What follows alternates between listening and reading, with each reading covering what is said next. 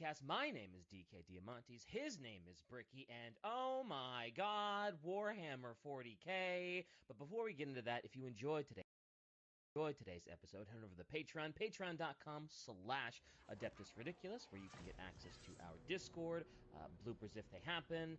You can get all those lovely HD posters at the $15 tier. So consider supporting us maybe if you like the podcast. Patreon.com/Adeptus Ridiculous. And yeah, the next poster might surprise you. I think Bricky is going to love it. Nope, no way. We had a good poster in the last one, which means that we must immediately balance the scales of the universe and provide me with something horrid. The last couple have been good, I think. In a literal sense, yes. The last two have been good. Well, I don't want to spoil anything, because I might have some insider information, but, I think you're going to be a big fan. What are those giant industrial-sized fans they use at Home Depot? It's a big fan. Anyway, yes, but if you want to check out the good posters, the ones that are tasteful, you can check them both out. The last two, which was the Moment of Peace Guardsman one and the Sister of Wrath one, both available on the merch store at orchidate.com. Also, a whole bunch of awesome new merch for the Forge King stuff. A bunch of our beautiful Soul Forge boy in hoodie, shirt, and tank top variant. And we also have the I'm a tank in a tank top finally available as well. Check it all out. Merch store, orchidate.com. Link in the description. Hell yeah. Hell yeah. Hell yeah. I'm a tank top. I'm a tank top. All right. I'm a chameleon. All right. I'm chameleon. Such a catchy song. That's a good one. All right. Well, I mean, I almost kind of want to give a quote that's like just completely unrelated to the topic, just to kind of screw with you. It's Grey Knight, guys. It's yeah. That's the problem, though. Whatever. Yeah. I got it. Hooray! Look at me, Mom. Look at me. Look at him. He's done it. Look at him with his thorn replica. He's truly living the life. Mm-hmm. I do indeed have a thorn replica. That is very true. I am constantly making DK make horrible financial decisions, as we both have been doing for a while, in terms of making you all play Warhammer. Yes, that's true. You're the sole reason. You're the influence that made me buy the really expensive Rogue Trader pre-order with the big statue. You're the man now, dog. Anyway, so it is Grey Knights again. It is episode 2 of the Big GK for DK. Ooh, hey, look at you. Also, Shai does have a very important quote. I have come to vanquish all demons and low-quality razors in this realm. Said by Knights, of course. Said by Kaldor Drago in the TTS series. So, anywho, Grey Knights, part 2, which is one of the lesser refined episodes. Normally, we have our more focused, lore-based episode, and now we're just kind of talk about all kinds of funny things Grey Knights, some of their characters, their weapons, their armor, how they recruit, and some interesting stories about them, so on and so forth. Yeah, I know one of them apparently lives in the warp, which I didn't know was a thing you could do as a Space Marine, because it's the warp, and it's not a fun place. So, yeah, kind of excited to see what sort of, BS plot-twisting nonsense GW has come up with for that one.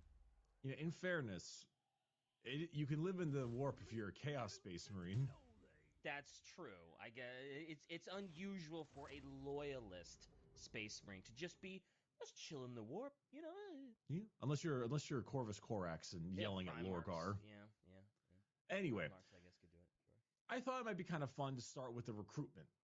Let's literally start from the ground up. Let's literally begin at inception. Let's build the foundation. Build a foundation for this house. Okay, well, God damn it. Okay. What? That's what we're doing. You got to start off at the ground level and then build your way up, you know? No, no, no, no, no, no, Can't no. stack bricks on the dirt, Bricky. You should know that better than anyone, because bricks, you know? That is a good-looking beard you have there, sir. I too have a beard. Have you seen my beard? It is full of tiny men. Please, Uh, kill them all. what? Ah, Galdor Drago. Excellent. Why does he have a beard of tiny men? All right, all right, What? all right. What? That's enough What? of this. So the Grey Knight recruitment. Basically, as we all know, Grey Knights are super duper secretive, super duper space marines in the super duper world.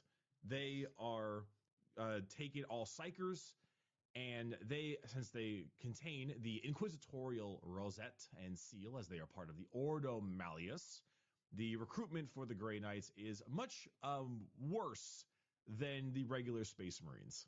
As I'd in, imagine it has to be because they're the final gift to humankind, and you can't just let anybody be one.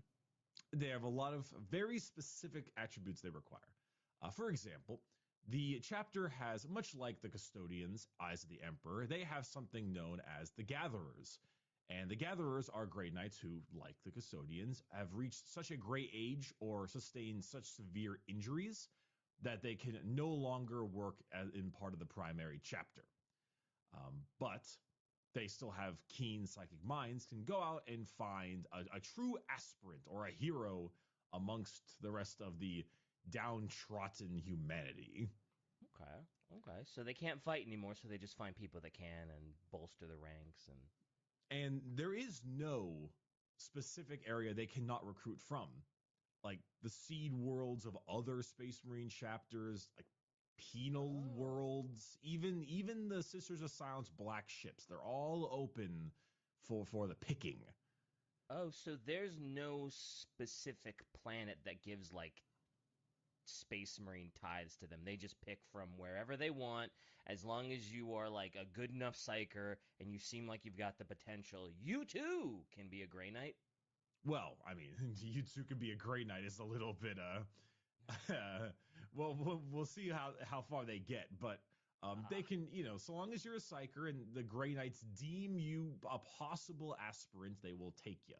okay. And then they are sent on the ships back over to Titan, moon of Saturn, and the Chamber of Trials is where they will arrive and their training will begin, if they live.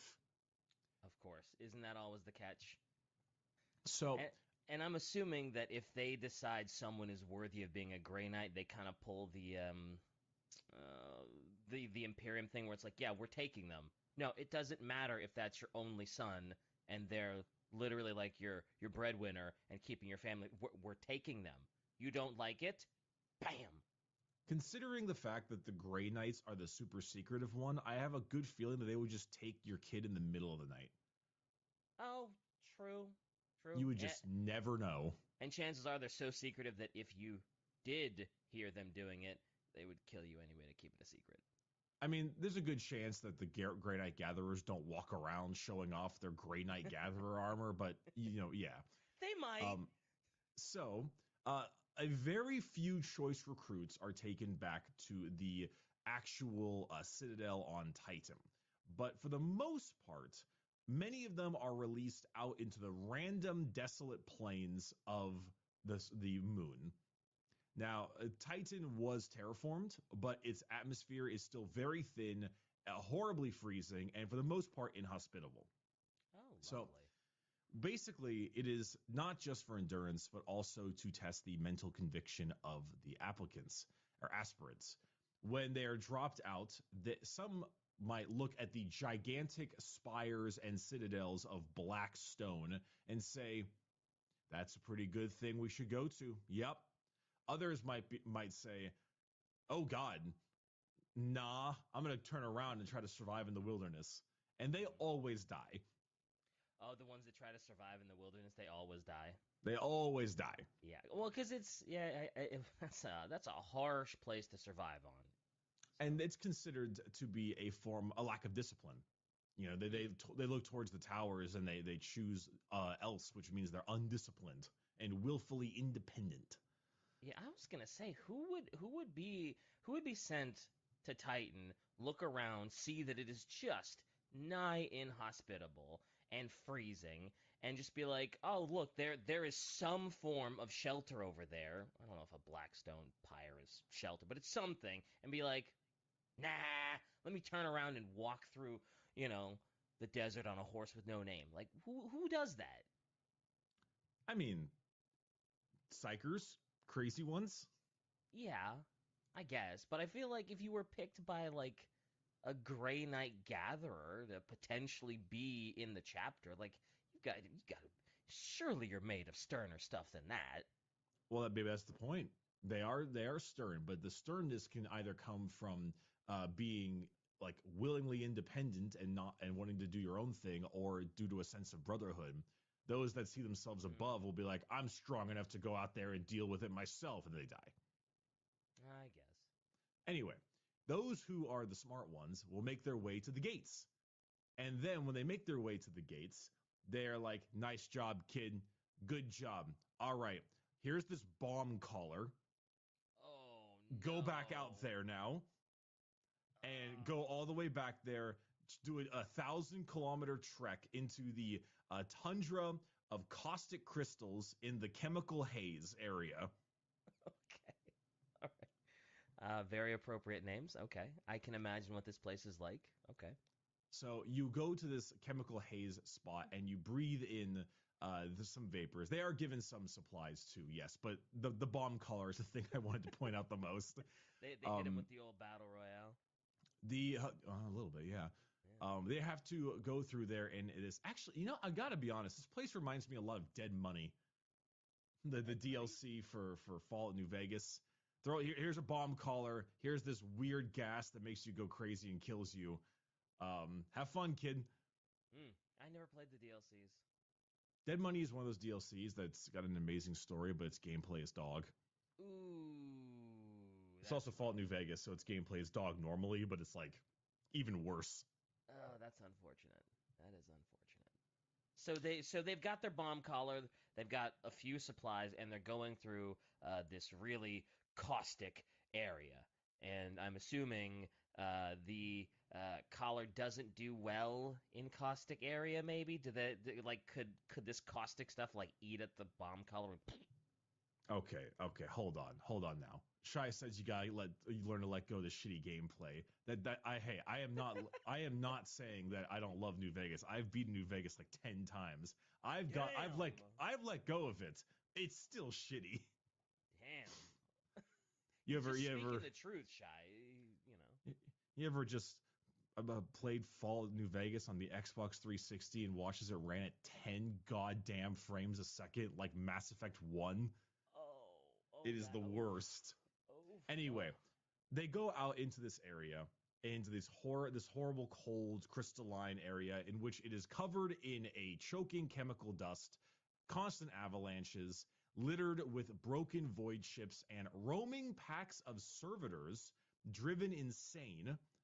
Mm. All the way something called a Saturnine maze. It's an ancient weapon of war left by the Emperor, filled with the nightmares and spirits of vanquished warriors.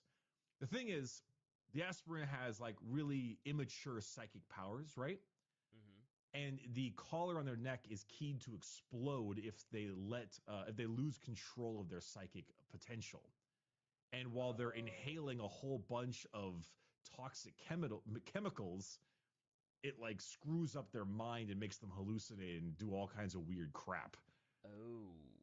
So I imagine a lot of them kind of they get the Ferris Manus treatment and lose their heads a little bit. That which is hilarious because as they walk through this landscape, they will find thousands upon thousands of headless skeletons scattered across the landscape. Ferris, is that you?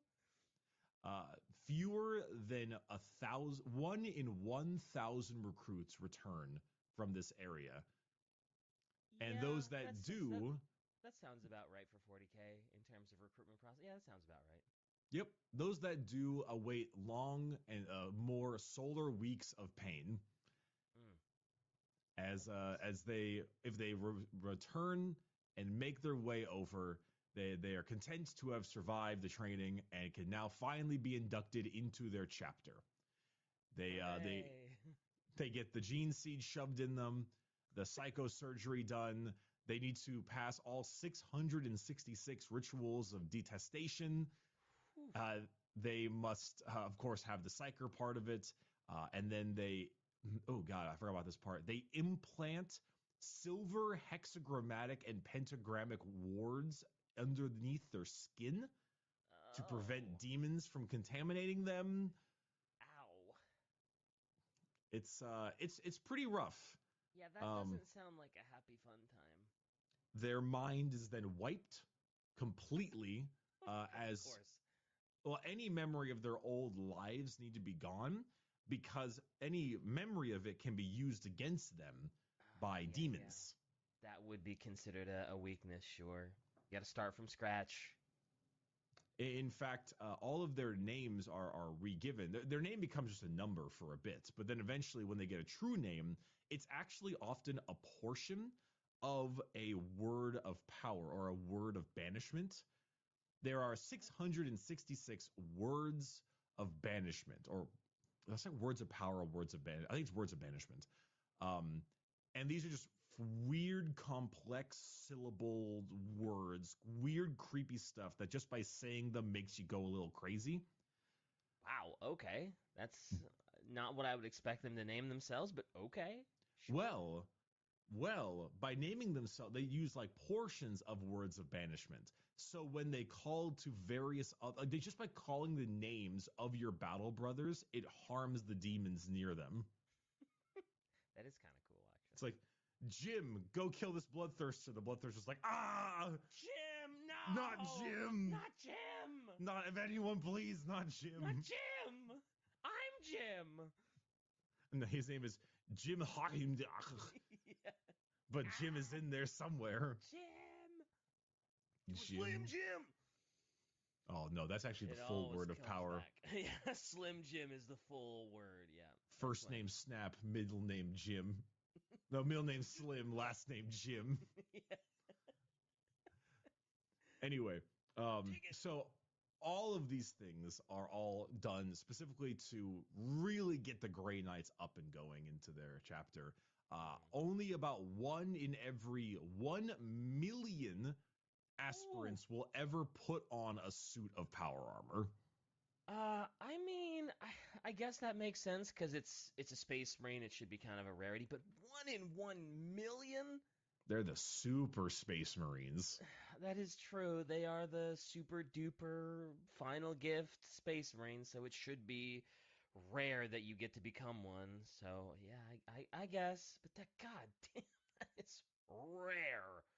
Yep, and well, and there are, that is true, only 1,000 total Grey Knights, which is Oh, actually fewer than the Custodians, but that's because they are a single chapter of Space Marines, and yeah. chapters, unless you're the Black Templars, You uh, can only have 1,000, right? Because of the whole exactly. Horus Heresy thing.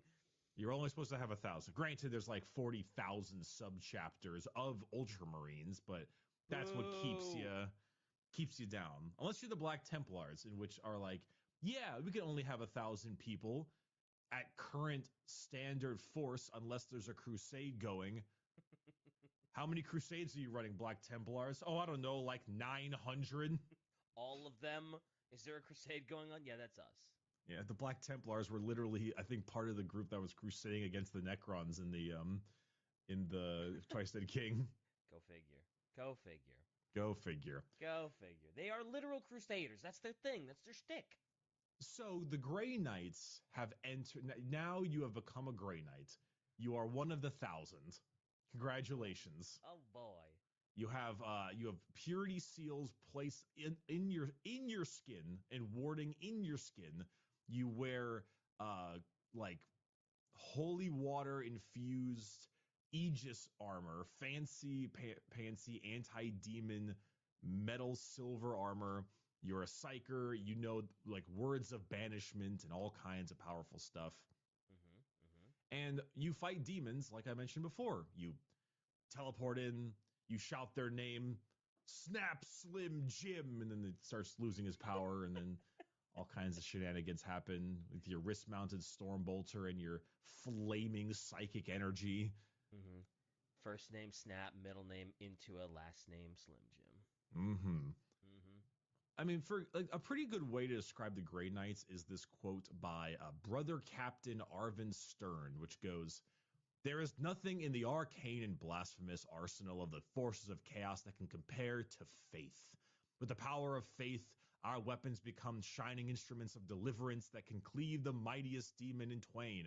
With the power of faith, our minds appear as slivers of pure agony to the demon, driving into the wretched forms of those who would dare stand before us.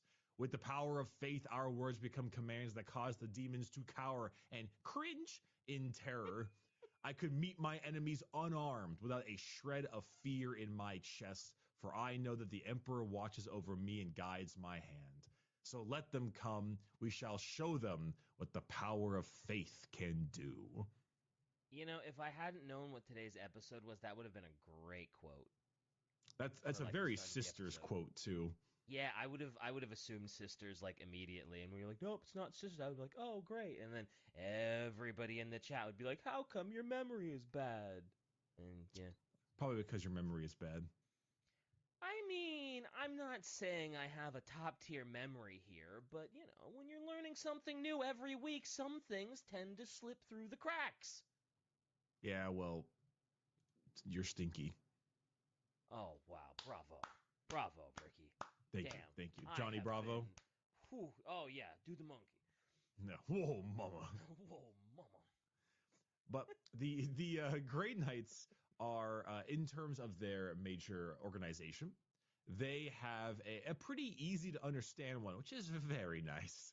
Yeah. They are broken up into 8 brotherhoods. Each brotherhood represents the nice thing of the what is it?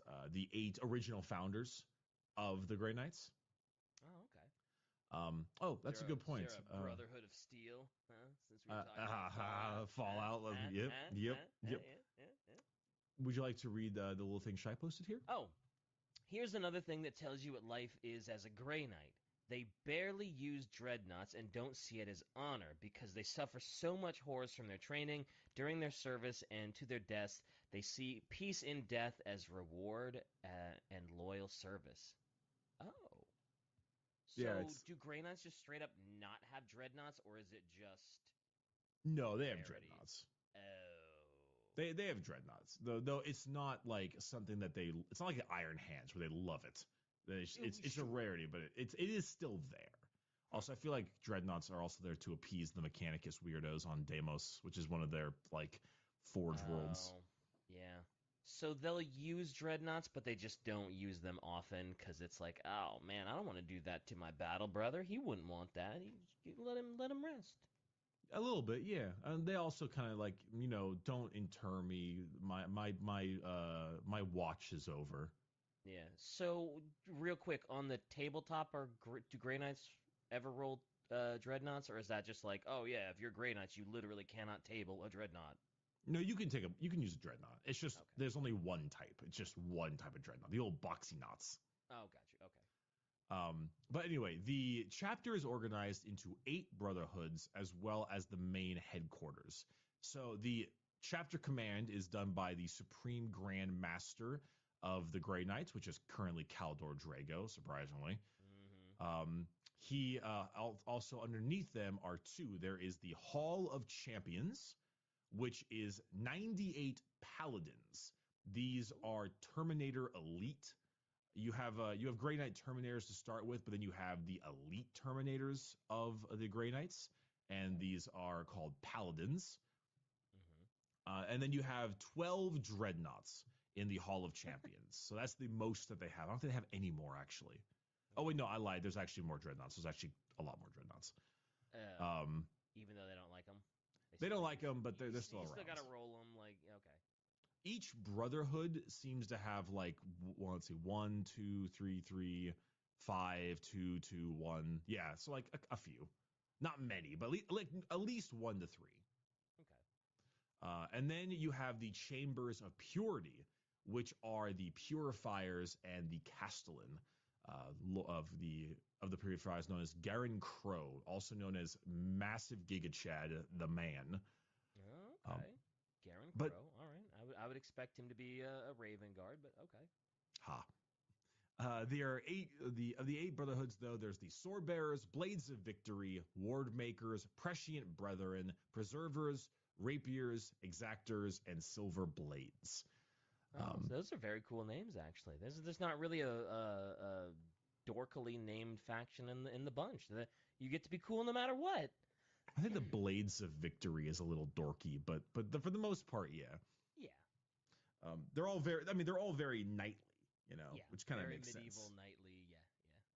Yeah. But for the most part, each of these are set up in their own various important ways. Like the sword bearers, the first brotherhood is a lot of vehicles, things like rhinos, storm ravens, that kind of stuff.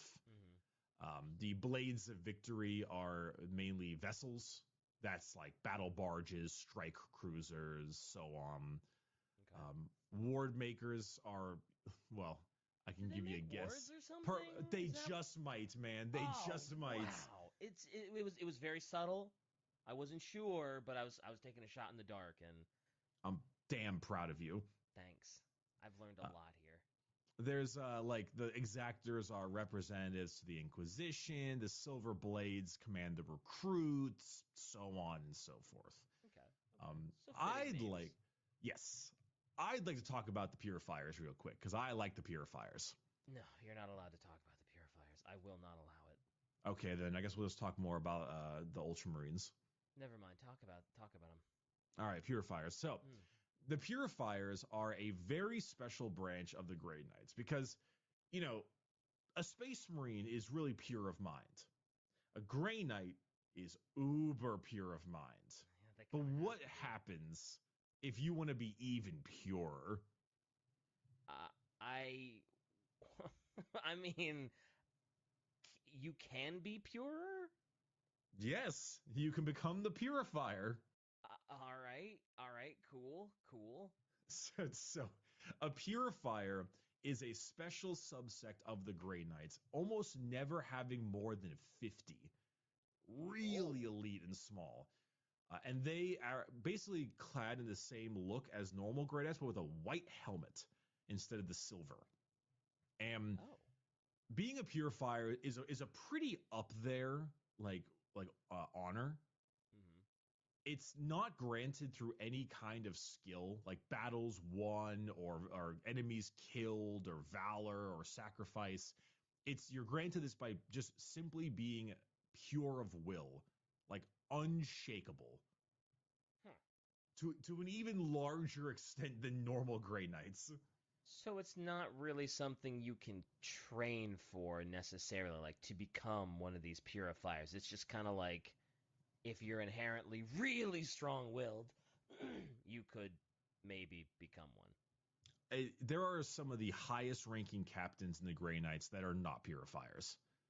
I guess you technically could train your willpower if you tried really hard, but Yeah, jeez, but there's only 50 of them?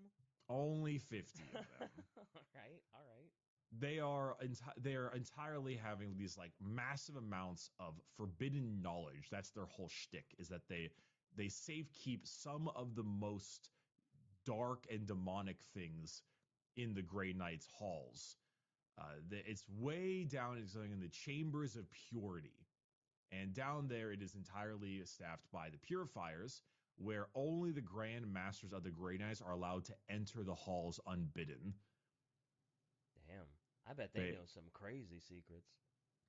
It says some Grey Knight initiates whose curiosity leads them astray return to the chambers above following a brutal beating to reinforce the lesson that the purifiers trust not even their own battle brothers, where some secrets are concerned.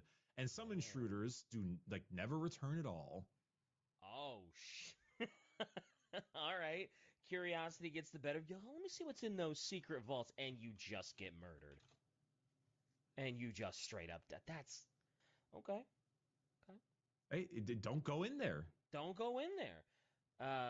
Are purifiers? I'm assuming in combat they're quite good. Purifiers have a thing called cleansing flame, which is a white hot flame that they just blow out from their bodies and murder everything with. So they pull the old what was it, the something row with the white phosphorus? Oh, Spec Ops: The Line? Spec Ops the Line. Why did I think it was the row? But yeah, where they got the white phosphorus bomb and it just. I mean that's a much more horrifying scene of that game. But sure, we'll go with that.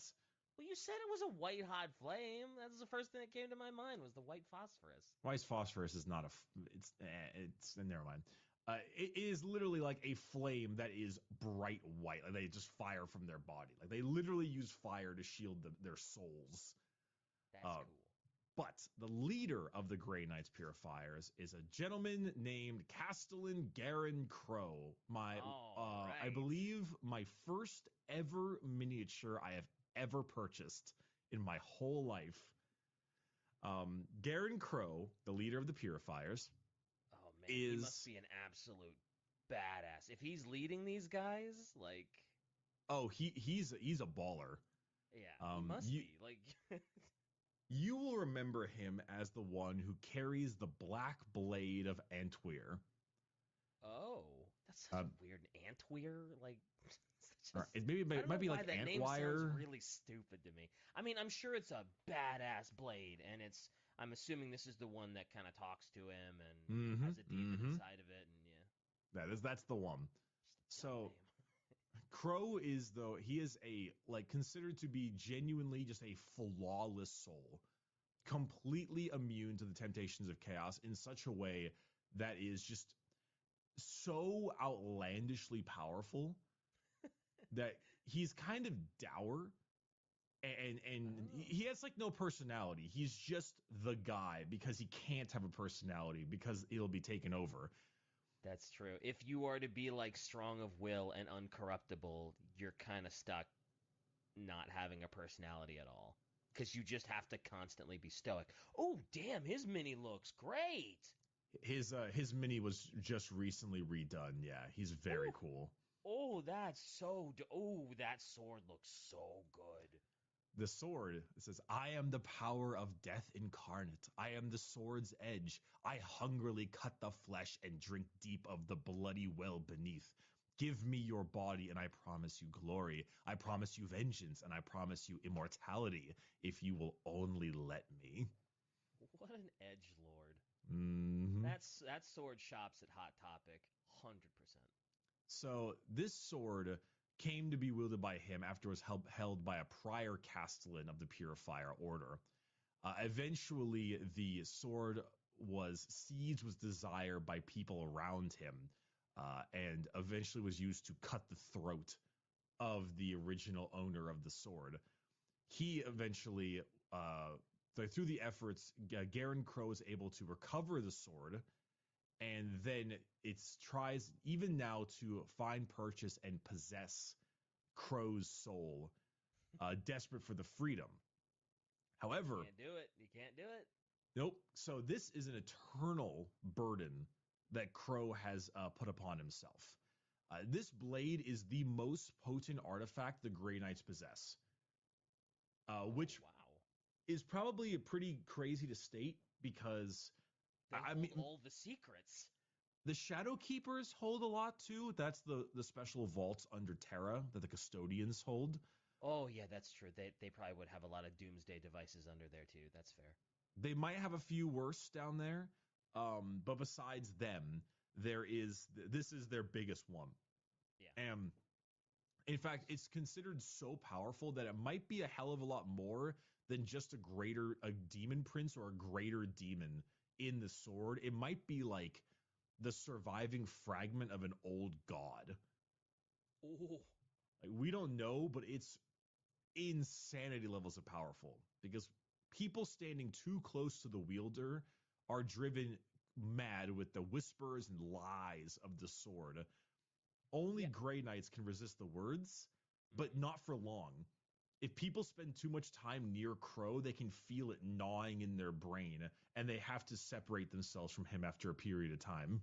Damn. Yeah, because I was gonna say before you said it wasn't like it wasn't that the prior leader of the Purifiers succumbed to the sword. It was just the sword made everybody around him crazy, and they slit his throat and they attacked him, and that's how Crow had to recover the sword because everybody else killed the dude because he went nuts because the sword, or everybody He around him went nuts. he finds himself assailed often by people trying to grab the sword out of his hands, and he's like he gets attacked more often than normal because of this The sword. sword, yeah. Um, Dang. very often, so he often has to stay like alone, and he's locked in his own chambers the whole time because if people come by to like they'll talk to him for a bit maybe, but it cannot last because they can feel it gnawing at Is them. the sword, yeah. So Oh. he is never without the blade. He, and in fact, so much so that for a while he used to carry it in a scabbard on his back or kept it sheathed and hung up in the wall of his personal chambers. Mm-hmm. And more often, the sword would just move when his back is turned, or it would slip Oh free of its scabbard. no. So he can use the full power of this sword. Like he can. No, Oh, he can't. no. So he keeps his hand on the hilt at all times, forever, because to keep it back. But he uses the sword as simply a blade of sharpened metal. Oh, so for him, it's just like even though this sword is like one of the most powerful relics ever, he uses it like it's just a sword. Like it's just a sharp piece of steel. He doesn't have access to any of its actual like powers. To do so would be to open himself up to the sword. Oh man, I guess I figured that like he could use like the powers, but he's so strong of will that he like fights off any sort of like corruption attempt. So he's got this really cool sword and he's just swinging it around like a piece of metal with it. Oh That's why. man. Yep, that's why he's a master swordsman because he has to Wow. win with a piece of sharpened steel. Wow. What a I mean, I guess What a that is a Chad, right? yeah, that is a pretty big Chad move that like you have this incredible relic and it's like, no, I don't need that. Now, Well, I you do can't use it, right? sometimes wonder if the sword actually will use its own power, like a gone from Crow, because Oh, sometimes he'll be fighting off enemies, and then the Black Blade, because the Black Blade is talking to him at all times. constantly, yeah. It's always whispering in his head. Yeah, and in fact, he records what the sword says to hopefully glean some kind of because it's often lies, but sometimes in the battlefield, the sword will like for example, there was a fight on something known as the Black Planet, and from there is a demon of corn known as Skull Taker, which as soon Great as name seeing it, oh yeah, it's obvious, for a right? corn demon. But the sword saw Skull Taker and immediately started going haywire, Oh. like because I guess it's a long rival of the Black Blade, and so it was like, get kill him, use my power, come on, I'm gonna murder him. Use it, let me go, let me go, let me go. And so sometimes, despite there being so many lies spoken by the sword, there are some truths said by it because it really wants because it's like, okay, well, you're using the sword to kill my friends, but you're also killing like my rivals. Yeah, give and take. So Oh, is that a picture of awesome. Skull Taker that Shy just posted? Yeah, he's like a fancy bloodthirster. Oh, he's cool. I like him. Yeah, he's like he takes skulls. Yeah, well, I mean, that's what Corn would want him to do. But after his battle with Skull Taker, he sent him back into the warp, and then he vanished with the mocking laughter of the blade in his mind, just like Of course. ha ha. Well, what's his name in Simpsons? The Oh, oh, the ha ha. I forget what his name is. That's entirely how I view it. Yeah, Nelson. Nelson. Nelson. Thank you, Shy. Thank you. But yeah, that's Crow. He's kind of a Giga Chad. So when Crow takes the battlefield, is he more often than not just on his own, just his own little strike force? Because he can't be near the other troops. He normally runs with his purifiers, which Oh are well, far more pure of mind. that's Um, that is true. Yeah. but for him, it's more just like you can't. I mean, let's be honest right now. The Grey Knights aren't fighting with the guard anytime soon. Because if he like walked his ass into a regiment of guardsmen, they would all just like start trying to maul him. Like, give me the Yeah, sword, give me the sword, give me the sword. yeah, well, that's true. I guess I didn't realize, or I didn't put two and two together. It's like, oh yeah, they're purifiers. There's only 50 of them because they're so pure of mind that they would be able to. Yeah, Yeah, still none are as powerful enough to hold off the sword, mm, except for him. But they can fight with him for a bit. yeah, yeah. It's not like he has So to be on his own like a little siege tank. right. So other than that, there is a couple other interesting parts of the Grey Knights. I mean, I could spend a whole damn episode talking about their psychic powers. One of them is literally opening up a rift into the warp, which is insane. Wow. Okay, Just like that's kind it's of called OP. Vortex of Doom. They just like cut a little line of the fabric of reality into their enemies, and then like a bunch of demons just grab them and pull them in. Oh man, I would love to see that animated somehow, because that'd be like a really cool like CG effect and Oh, speaking of getting pulled in, okay. let's talk about Supreme Grandmaster Kaldor Drago. All right, I hear he's a bit of a Gary Stew. I hear he is, So Drago is the issue of a bit of when the Grey Knights came out in like fifth edition, fourth edition, way back when, something like around there. They were the brand new kid on the block before Custodians were a faction, like a playable faction, Oh and wow, they that's a were long the. time ago. It's a bit. I mean, Custodians were around; they just weren't playable. Um, they were kind of the whole like, ooh, you like Space Marines? What if I gave you Spacer Marines? Spacier Marines. Super space. And it's like they're so cool that none of them can be corrupted, and they're all psychers, and they're super secretive. And it's like it kind of felt like schoolyard writing, you Oh yeah, know, yeah. like the I Very like power creep heavy and I'm playing as Iron Man. Well, I have an anti-Iron Man force field, kind of yeah. that Well, I stuff, have an anti Iron Man field gun. which like is basically what Warhammer is in general. But um, Drago. So Drago is a little bit better now.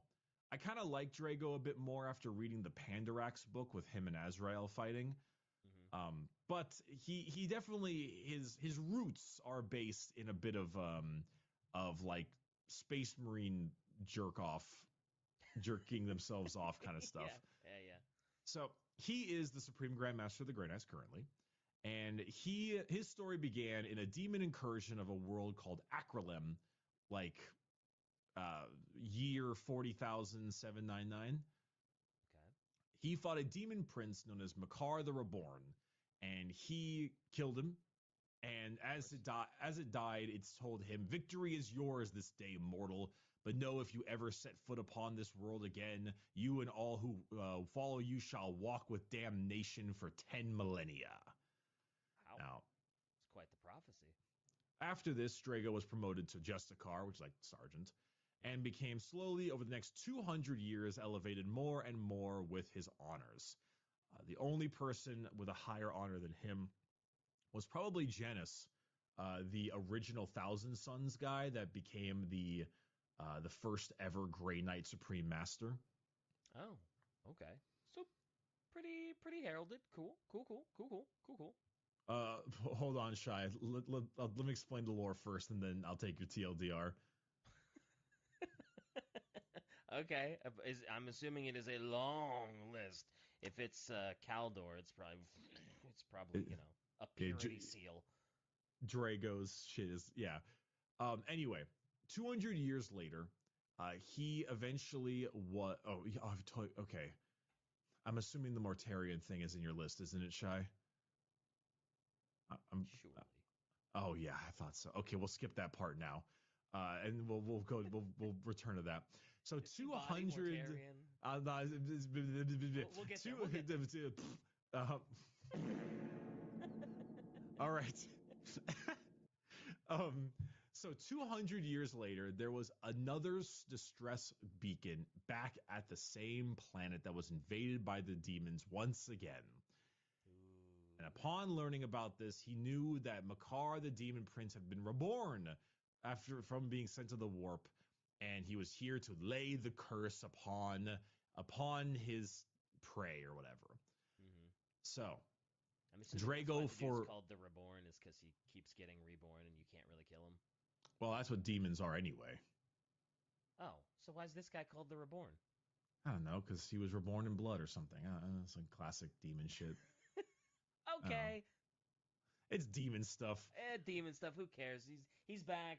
Prophecy is fulfilled. Oh man, I gotta go get him, even if it means 10,000 years of damnation. So he forbid, whatever, all of his other Great Knights from coming with him. He went there alone and helped a ton.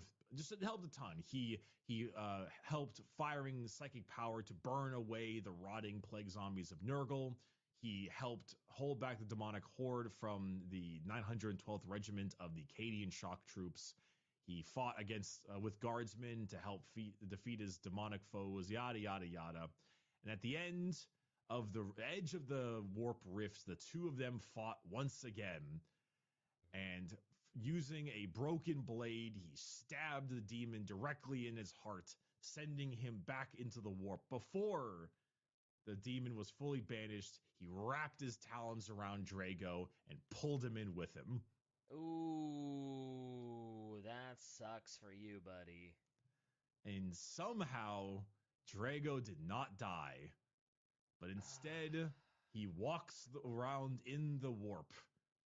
So hardened is his mind from the deductions of the problems of chaos that he started moving around the warp and beating the ass of the demons there. Shai, would you like to post all the things that Kaldor Drago has done? So he lands the final blow. This thing's getting pulled back into the warp, pulls him in with, and now he's just kind of I'm walking on sun while he's just mowing down every demon in the warp. All right, Drago's achievements. 1, Holy killing a shit. demon prince in his first ever combat action, which was the MCAR guy. Okay. 2, banishing demon Primarch Mortarion back to the warp while carving the name of his previous Supreme Grand Master into the heart of Mortarion. What? Single-handedly holding off a demon horde for 2 days in real space, killing the demon prince again with the broken sword. Yeah. Killing one of Khorne's strongest bloodthirsters with little to no weaponry. Okay. Taking said bloodthirster's axe and reforging it into a sword for his own personal use with his mind.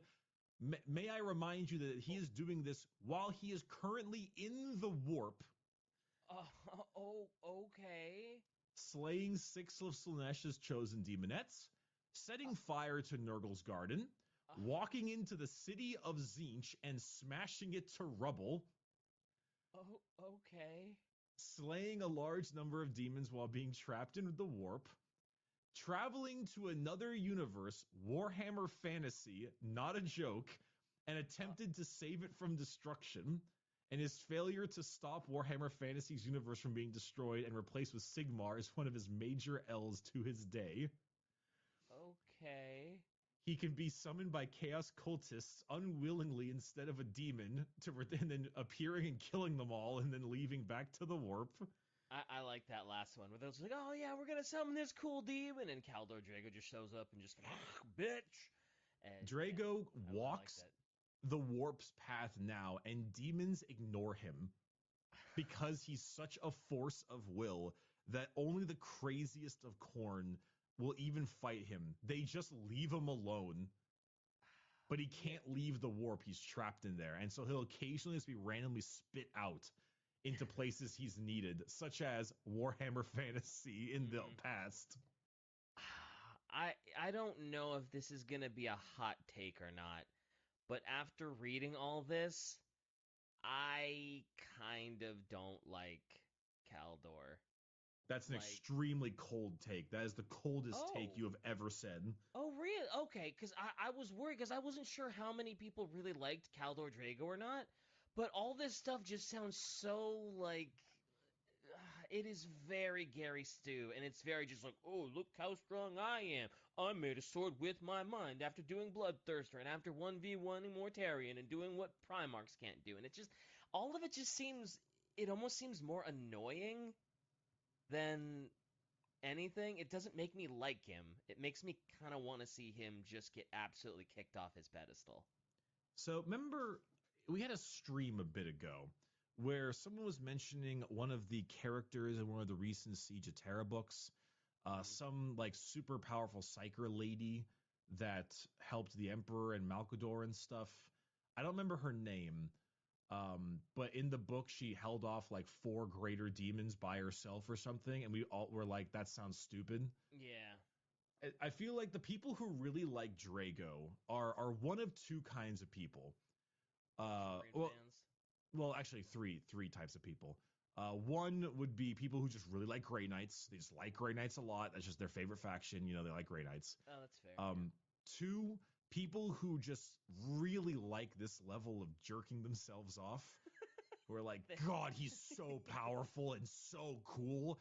Look how awesome he is as he's walking in chaos and then shitting on the lawn of corn and then setting it aflame. They really love that self gratification. Yeah. Or people who kind of think it's funny. It's like, yeah, I love Calvin Drago. His lore is so ridiculous. It's just kind of hilarious to see, like, what's he gonna do next? Like, you could play it as a comedy. Right, kind of like Marlboro fans, where it's just Oh my god, it's one big stupid meme. Sly, what now? Mm, Sly, whatever the hell his name is. All Sly right, mauled, bro. Yeah, he makes me mauled, bro. All those, yeah. Marbo. Marb. Oh, I said the cigarette. I was thinking he was like Sly Marlboro Man. You know. So in Emperor Text to Speech, he is memed on a lot by making him still as insanely powerful, but Mm. making him turn into a complete jabbering idiot. Because he's been in the warp too long. Yeah, Okay.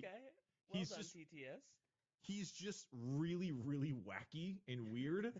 I like the idea that too much warp exposure has made him just a little crazy, He is a just a very little wacky quirky. weird. So much like people have like no one gave a shit about Katos Ikarius in the Ultramarines. He's got ultra depression now, and it's kind of funny. But Katos Ikarius has this total meme thing on text to speech, and now people kind of give a shit. Okay. For Drago, it is not. It is now people like him as kind of the joking manner because of TTS, which I'm sure makes the people who really wank him off very upset. Oh Um, man, I bet it pisses them off so much. but Oh man, that's Drago is a interesting. model I do own. I do kind of like him from a gameplay point of view. He's kind of cool. Is he good on Um, the tabletop? I'm he assuming he's got to be absolutely rock star on the tabletop for the Grey Knights. he is very good. He is very very good. Yeah. Yeah, he's always been pretty nasty. Honestly, he's just quite the powerful weapon. I mean, Um, if that's his in-game lore and that's all, or not in-game, if that's his lore in 40K, his mini has to kind of be like that. Like you can't give him this laundry list of insane achievements and have him be able to withstand the warp and have demons ignore him and then be like, yeah, his mini sucks. nah, no, You can't do it. he's incredibly good. He Yeah. has all kinds of power. He's very very strong. He's Drago. It works out. Yeah, But yeah. I don't like him. I, I'm not a huge fan of him either. I actually have kind of gone full circle though. When I was Oh. like 7 or 18 years old, I was like, "Oh wow, he's so cool and stuff." And then I kind of grew, and then I kind of grew up. I was gonna say you were still maturing. You know, you hit 18, and yeah, everybody has that phase. You know, I get it. And then, It's all yeah, right. and then I kind of went more onto the guardsman world, where I kind of preferred the exact opposite of Drago, the regular Yep. guy. And now I'm kind of back to the look, he's so funny. Look at him. He's so silly. See, now you appreciate him not because he's like super strong, but it's like this is stupid. You know, you're the yeah. That's okay. And also his Pandarax book I read, he actually kind of got he struggled a bit in the book, Wow, which that was must have been new nice. for him. Yeah, it certainly wrote him as a little bit more normal, and I appreciated that. Yeah, it's kind of like how I've sort of come around on the Ultramarines and don't super hate them now that they're kind of being written a little more like, hey, look, they're not unstoppable Gary Stu maniacs that just always succeed.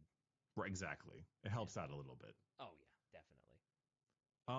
I must admit, there's actually quite a bit more Grey Knight stuff that I would like to talk about, but we are really going through the time right now. Oh, are Um, we gonna have to do a third Grey Knights episode? there are two, well, actually, if anything, there's one story that is really good called The Months of Shame that I actually really wanted to do. It's a great Grey Knights in the Inquisition versus the Space Wolves.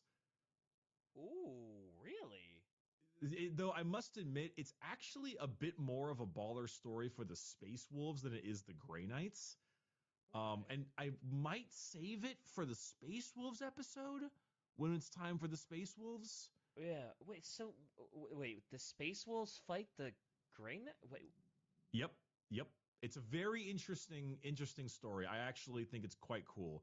But I think I'm gonna save it for the Space Wolves episode And because I think part of it me was like, paints them in a better light. I was like, did he mean the Luna Wolves? Like as they were about to turn traitor?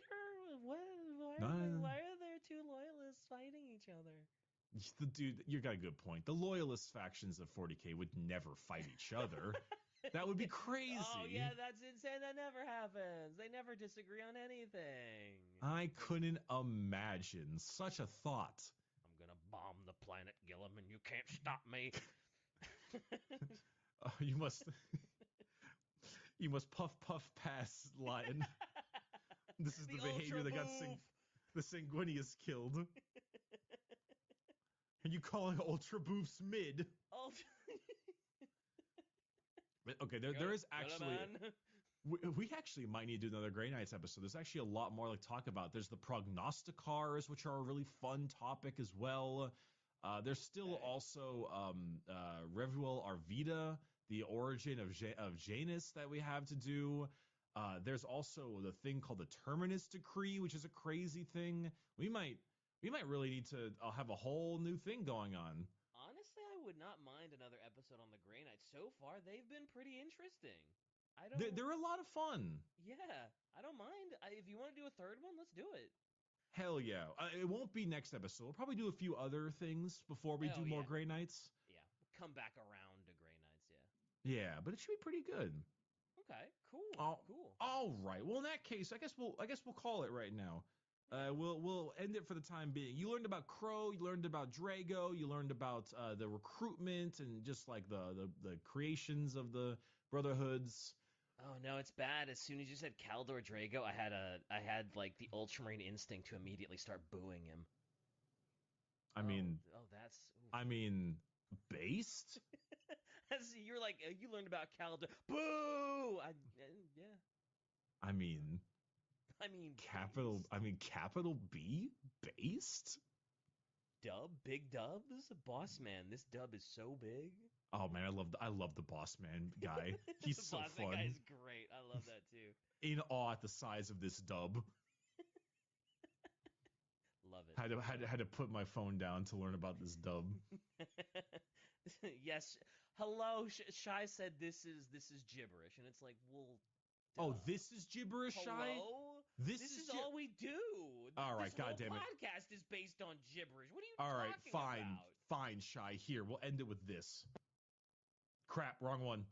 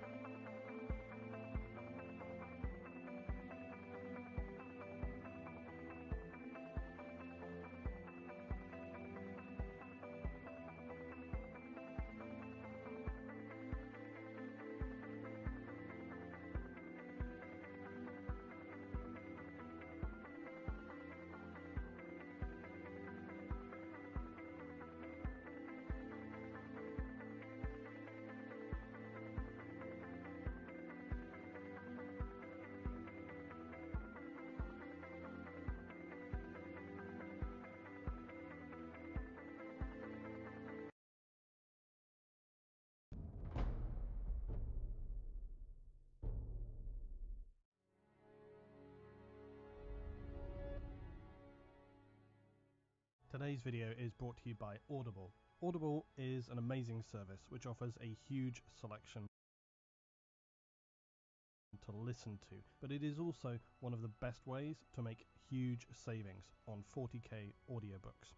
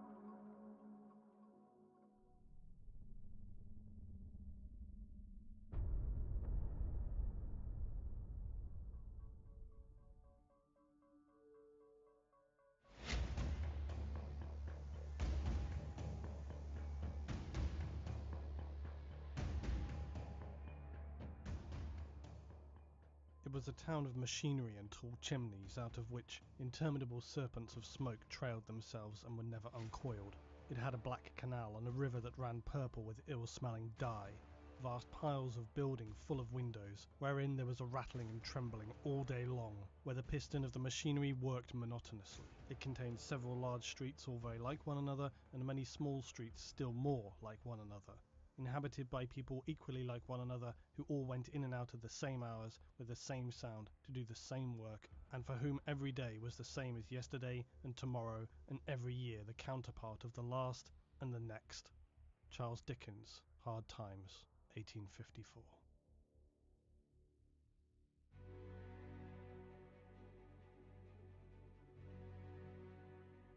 This small opening quote, penned in the ancient world of humanity comparative to the Imperium, I felt necessary so as to better illustrate one thing: that despite all the vast and glorious achievements of humanity throughout its golden age and subsequent descent into the age of the Imperium, your average human citizen remains barely better off than they were during the 19th century.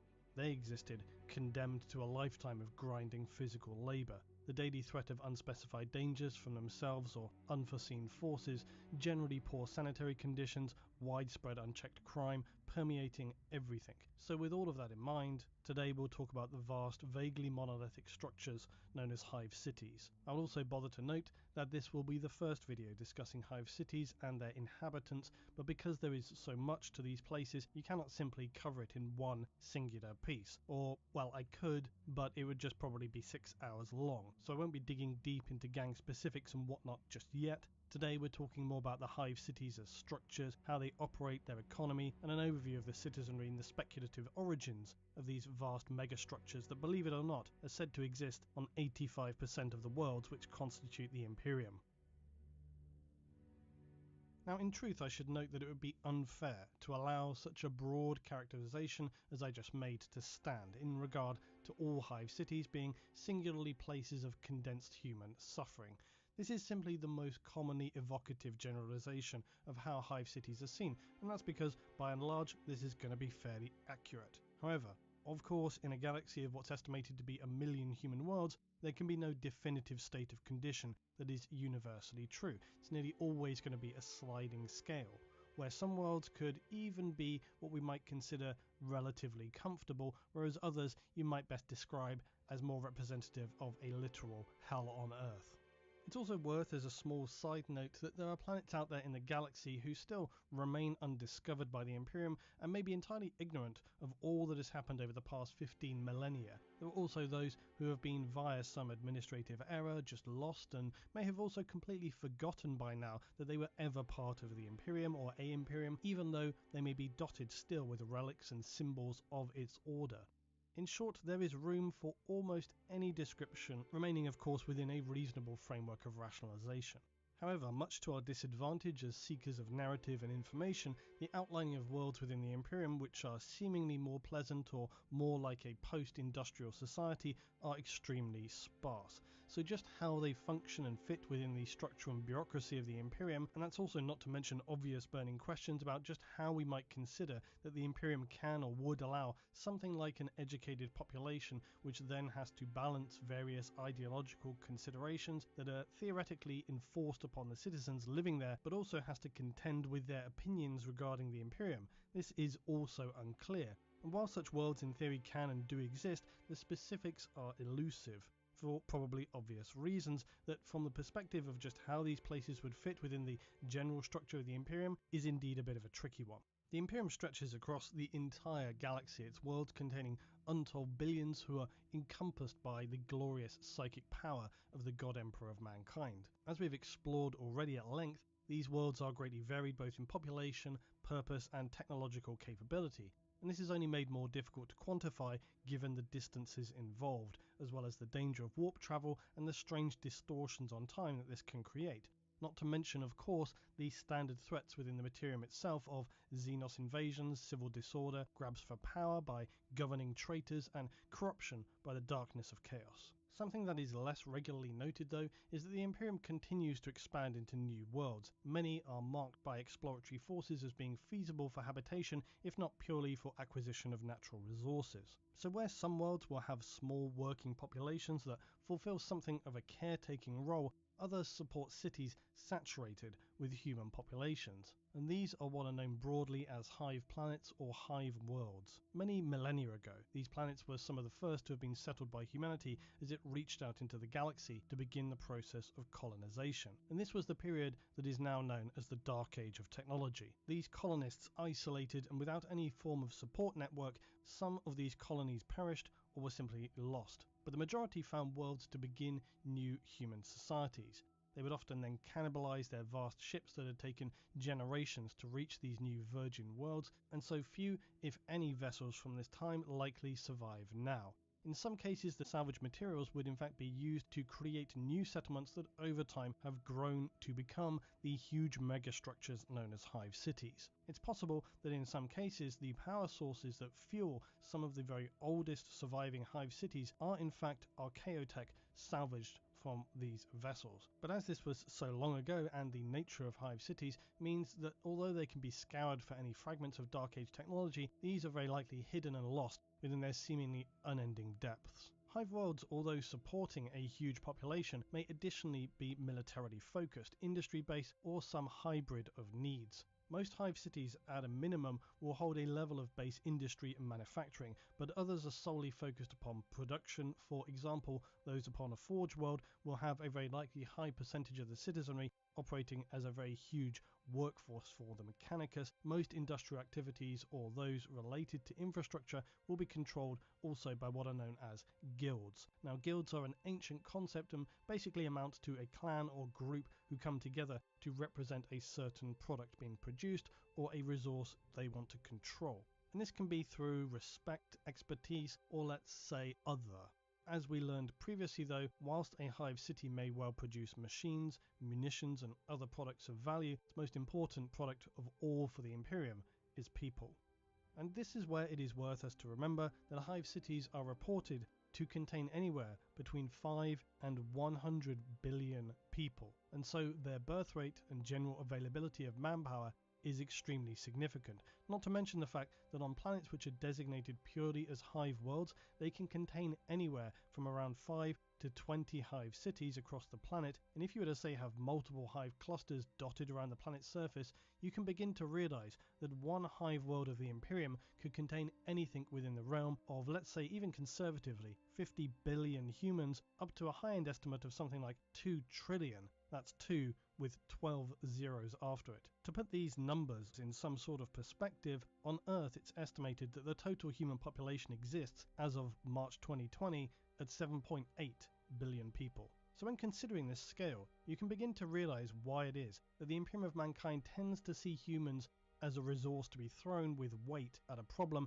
and less as valuable individuals. And we have talked about this before as well, the difficulty that humans have in gauging empathy outside of their own personal sphere of experience. And I'm not going to go off rambling on another analogy today, as I have done in the video discussing resource worlds and pandemic apocalypse, but the point still stands, and I think all too starkly, that numbers of people past a certain point start to lose meaning to your average citizen, because it is just outside the terms of human understanding, and that is just how the Imperium operates. When you exist as an individual in a hive city of many tens of billions of citizens who have in all likelihood not even seen outside the walls of their vast structure, maybe never even seen the sky, and who often live uneducated lives of very menial labour, it shouldn't take too much realization to understand that they will have no concept of the losses being incurred out there in the darkness of space on some distant world. Imperial soldiers transported off-world rarely return, even if they were to survive multiple engagements. So their lack of return to a hive is nothing particularly of note. On the other end of the scale, Imperial troops are going to appear within the upper command system as just numbers on a board being moved around, almost like some horrifying numbers game. Meanwhile, other Xenos species like the Tau and Eldar will take genuine caution in battles, often demonstrating willingly how discretion is the better part of valor. Xenos like the Orc and Tyranids on the opposite end of the scale will wage unrelenting waves of horror upon their enemy, seeking to just drown the object of their brutality in a literal tsunami of bloodshed and attrition. So while humanity does wield its elite and less plentiful forces like the Astartes, it will also use its own wave of bodies to crush its enemies in the form of the Imperial Guard. So it may seem strange, but now hopefully clear, that in many ways the Imperium appear to behave more like the Xenos, who we consider to be abhorrent monsters, crudely drowning their enemies in bodies. Imperial commanders' tactics by and large appear to be much the same: crush your enemy through saturation, sending wave after wave of their own men at the enemy. The Imperial Guard didn't earn the title of the Imperium's sledgehammer for nothing. They are the embodiment of brute force, a blunt instrument to smash its enemies. Careful thought is not required, just a vast mass of human flesh, bone, sinew and soul. For many hive cities, This is in fact their true purpose. The manufacturing and so on has its value, but their most important task is to simply output a continual supply of raw manpower, the vast majority of which will be indoctrinated into the belief system of the Holy Emperor, trained in and around their hive, and finally called upon to leave their world, never to be seen again.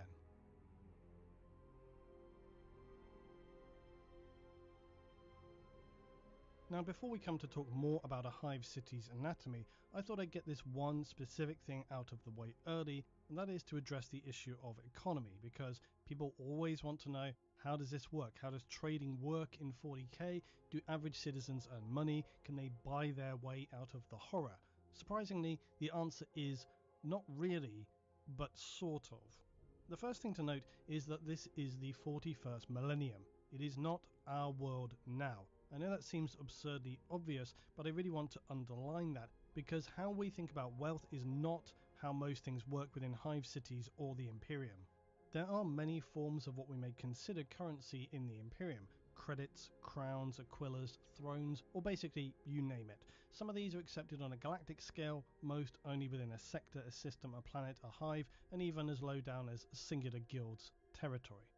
Now, the only existing true currency in the Imperium is what is known as thrones or throne geld. It basically means the Emperor's coin. Now, many people will say that the Imperium has no real system of currency, and that is true in one respect, because it does not operate any sort of centralized economic system, certainly nothing like a stock market. However, at the same time, you have those individuals like rogue traders and the Imperial merchant fleet, even ordinary Imperial citizens, be they a guardsman, an acolyte, or others who seem to be able to accrue throne geld, or at least some localized form of currency. So it can become somewhat confusing, and it has never been especially clearly stated just precisely how this works. Like a lot of 40k details, it's all nods and winks and you guys can fill in the blanks. I will, however, now though try to do this, and I might also later lazily cut this piece out for a separate video. So what's important to keep in mind is that the Imperium operates something in between a barter system and a proper economy, and if that sounds vague, it's because it has to be. I think the most likely comparison is going to be the medieval period, and again I want to note that that's very vague because things related to trade and coinage developed at different times all over the world. In the 20th and 21st century, even your average person has to have a fairly basic understanding of long-distance trade because we see it and we use it. People have been making international trades even at an individual level ever more than we have before because we have far more reliable means of communication, economy, currency and so on than we have done in the past. Plus, we're able to easily record the vast amounts of information to keep track of all of it in real time. But what did people do before this? Well, before things were digital, people used to, of course, keep heavily written records of goods being traded. Ports of entry would have to log ship manifests and so on, and during and previous to these times, you would have had groups like a merchants guild who essentially facilitated the trading of goods and ensured prices were being kept relatively stable, and this is of course my grossly simplified version of how all of this works. So, trading at a local level with simple goods was never going to ever be particularly complicated because people didn't move around that much. In the olden times, you lived in an area and visited nearby towns, so chances are you probably knew what you could trade your sheepskin or your grain for.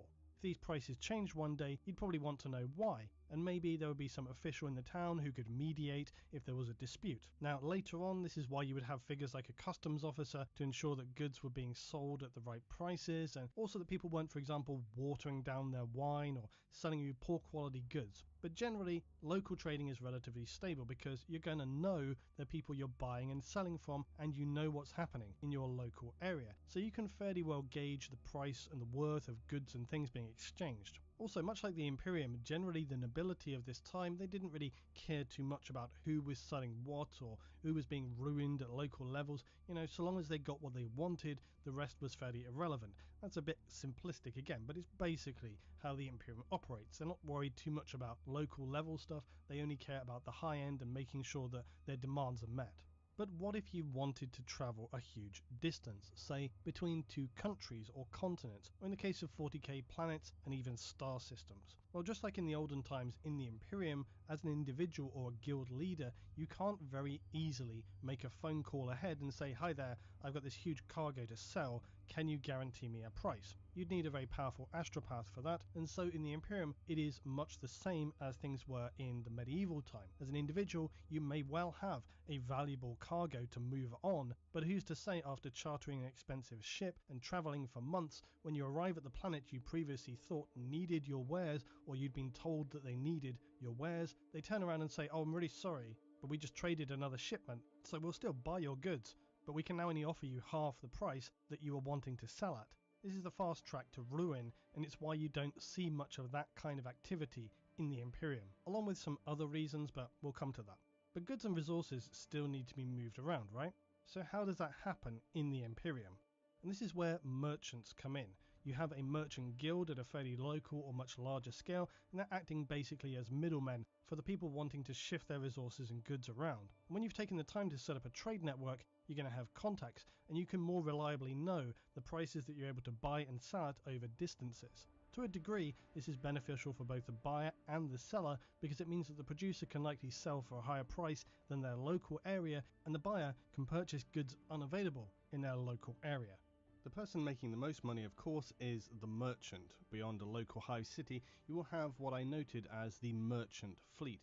And these are basically the trading ships of the Imperium. Very similarly to the Navigators Guild of the Imperium, they are known to be significantly wealthy and powerful for exactly this reason, that they are indispensable.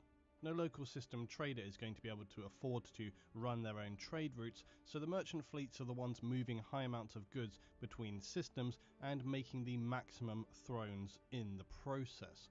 The more complex this becomes, of course, you start to get merchant agents looking for opportunities, investors contributing to movement costs for goods while taking profits, and again, this may or may not be allowed within specific regions, so nothing is universally true to say. Still, most of the time, this kind of trading will involve high-end manufacturing orders and bulk raw resources. Within a star system and hive city or cluster, the proper local dealing is done within the markets and merchant districts of hives. These merchant guilds may operate in their local system depending on how that system is governed and how powerful the guild, or it may rely on the merchant fleet again. When we think about trade within the Imperium, we're mostly thinking about it being between planets in a system, because here there will be some sense of regional economy, even though unofficial. People will have a sense of what can be reliably delivered, and you'll have something akin to, like I say, unofficial economy that's just kind of organic forming. This will of course play out throughout the Imperium. The goods being exchanged at this local level will probably be fairly basic, but some hives may specialize in weapons and higher end goods as well.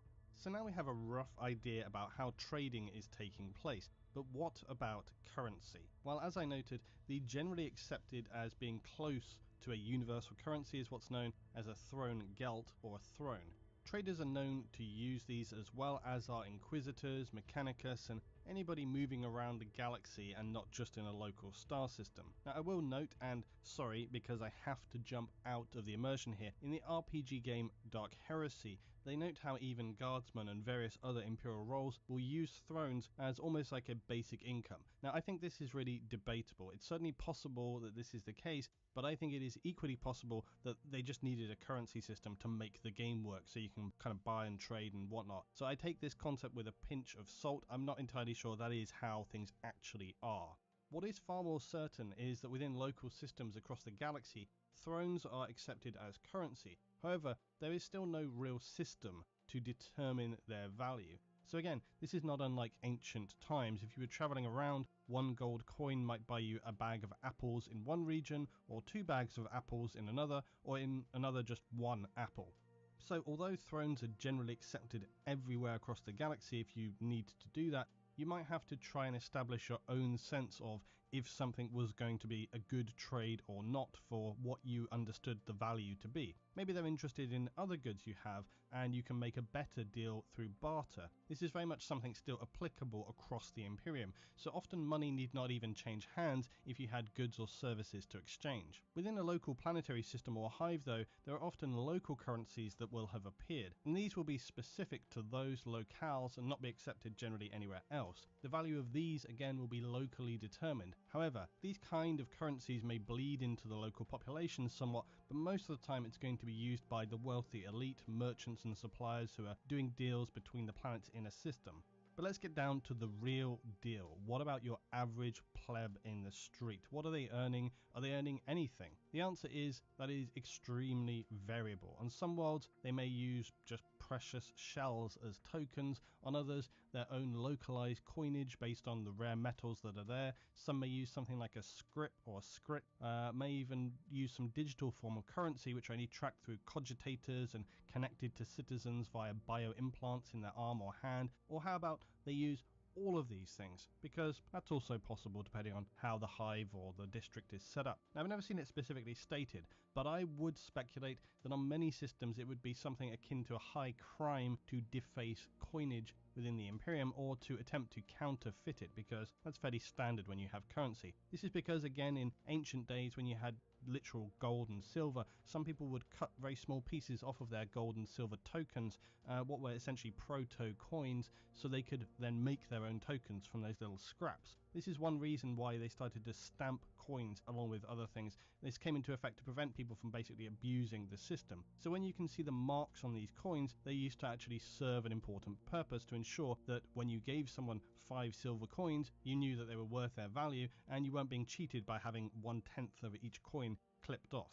So I would speculate that something similar occurs in various regions of the Imperium to prevent people being shortchanged and ensure stable local trading, but that's just off of my own head. So call it a coin, a token, a credit, a chit. The point is they'll be very difficult to manipulate and replicate and will likely only hold value within the hive, and potentially only hold value within a specific sector of a hive. This is because most of the population in a hive city are not on the up and up. They're probably locked into a system known as a company script. Now, scripts again are not explicitly stated anywhere. This is just my logical assumption because it kind of has to. I think this makes the most sense, but I just want to be clear. This is not something that's like written in the law and set in stone. It's just my kind of logical assessment, and you'll see why I think that's the case. Scripts are basically a substitute for an officially produced currency, and it usually is handed out by a specific business or a company. There's real world examples of this. Or for us in the case of a hive. Now, this may be handed out by a guild or a clan or I suppose a nobility, depending on how your hive is structured. It's essentially a currency that is only redeemable within the company that you're working for or a guild that you belong to. And this is most likely how ordinary citizens within a hive city have money to spend. And I'll bother to note it probably works the same also for Imperial Guard, because if you're a guardsman stationed in a localized region far away from any services, you'll probably be paid in that because they will have brought their own services along with them, with the camps and districts and barracks and whatever that they have going on there. If you were moving around more in the galaxy, maybe yes, they would then pay in thrones so that you had a more universal way of buying and trading or whatever when you reach certain destinations. Within a hive sector or district though, there will be a store, a bar, other establishments that you might expect, but they'll probably be controlled also by the guild or the clan in that sector and district. So any credits you earn will then be placed directly back into the pockets of the guild. Now, you could save up your credits, but if you're very limited on where they can be spent, it significantly reduces your opportunity to really do anything other than work, buy goods and just continue to exist. Now, there will usually be some option to exchange those script tokens or credits for a more general currency like thrones. However, this will likely be offered at an exchange rate that is not really in the favor of the person wanting to exchange. And also that rate is not going to be some independently determined rate based on a larger economy. It's far more likely that it's just going to be whatever they feel like setting the rate at. So it's a very vicious cycle for the worker, having probably the most difficult, if not impossible, time to dig themselves out of their grinding poverty. Now, there are of course variations on this theme depending on the guild that you belong to or role that you fulfill. A guild or a clan may split your pay between hive credits, resources like power, air, water, accommodation, clothing, equipment. This may be optional or not. So you may be thinking, hey, this concept of a script sounds really terrible. And yeah, it's not fantastic. However, it does seem the most likely form of payment that would be operated in both hive cities and wider imperial services, namely because by using a system like this, they can easily tie it in with the wider administratum and the tithe system. The Imperium, remember, is not going to be fussed by Johnny Guardsman getting screwed over with his earnings, because he's probably going to be dead by tomorrow anyway. Same goes for the Imperial Navy crew, administrators, and so on and so on. But within a hive or within the locality of a system, you may find something akin to a administrative script house where people could cash in their scripts, as I noted previously, or this could be a way by which the administratum were given scripts by guilds in bulk that then could be switched to regional currency and perhaps offset contributions by a hive toward an imperial tithe. Essentially, you're counting not just the output but also general daily work into your calculation there, or something like this. There are many benefits to this system, but best of all being that it works not only for civilians but also for the Imperial Guard. It's probably the most likely system used. The downsides are that it almost inevitably is going to spawn a black market for acquiring goods that are not available, and that's just an inevitability. It's a whole different ballgame. There's also no real sign of any kind of institutional banks in a wide scale or anything like this, but again, you may have trusted merchants who are able to store large sums if you're a wealthy person. If you're high up in the spire, you probably again just have very heavy lockdown areas where you can put stuff, or like a family vault essentially. So the answer to the question, is there currency in the Imperium? The answer is yes and no. There is currency, but generally only at a very specific local level. There is economy, but only in a quite ancient sort of feudalistic sense, medieval. There is trade and there are merchants, but the role which they play will vary very greatly. For your ordinary hive citizen or even your trader, you're not going to be doing more really than trading between hive sectors and people you locally know. Probably for guilds, at the most part, it's going to be between hive cities in a cluster and not beyond that. The spire and the underhive are something of a law unto themselves, of course, and the rules for these places are really anybody's best guess. My guess is that if you got caught trying to fake a trade in the underhive or rip someone off with some fake coins, they probably do something like just cut your hand or even your face off.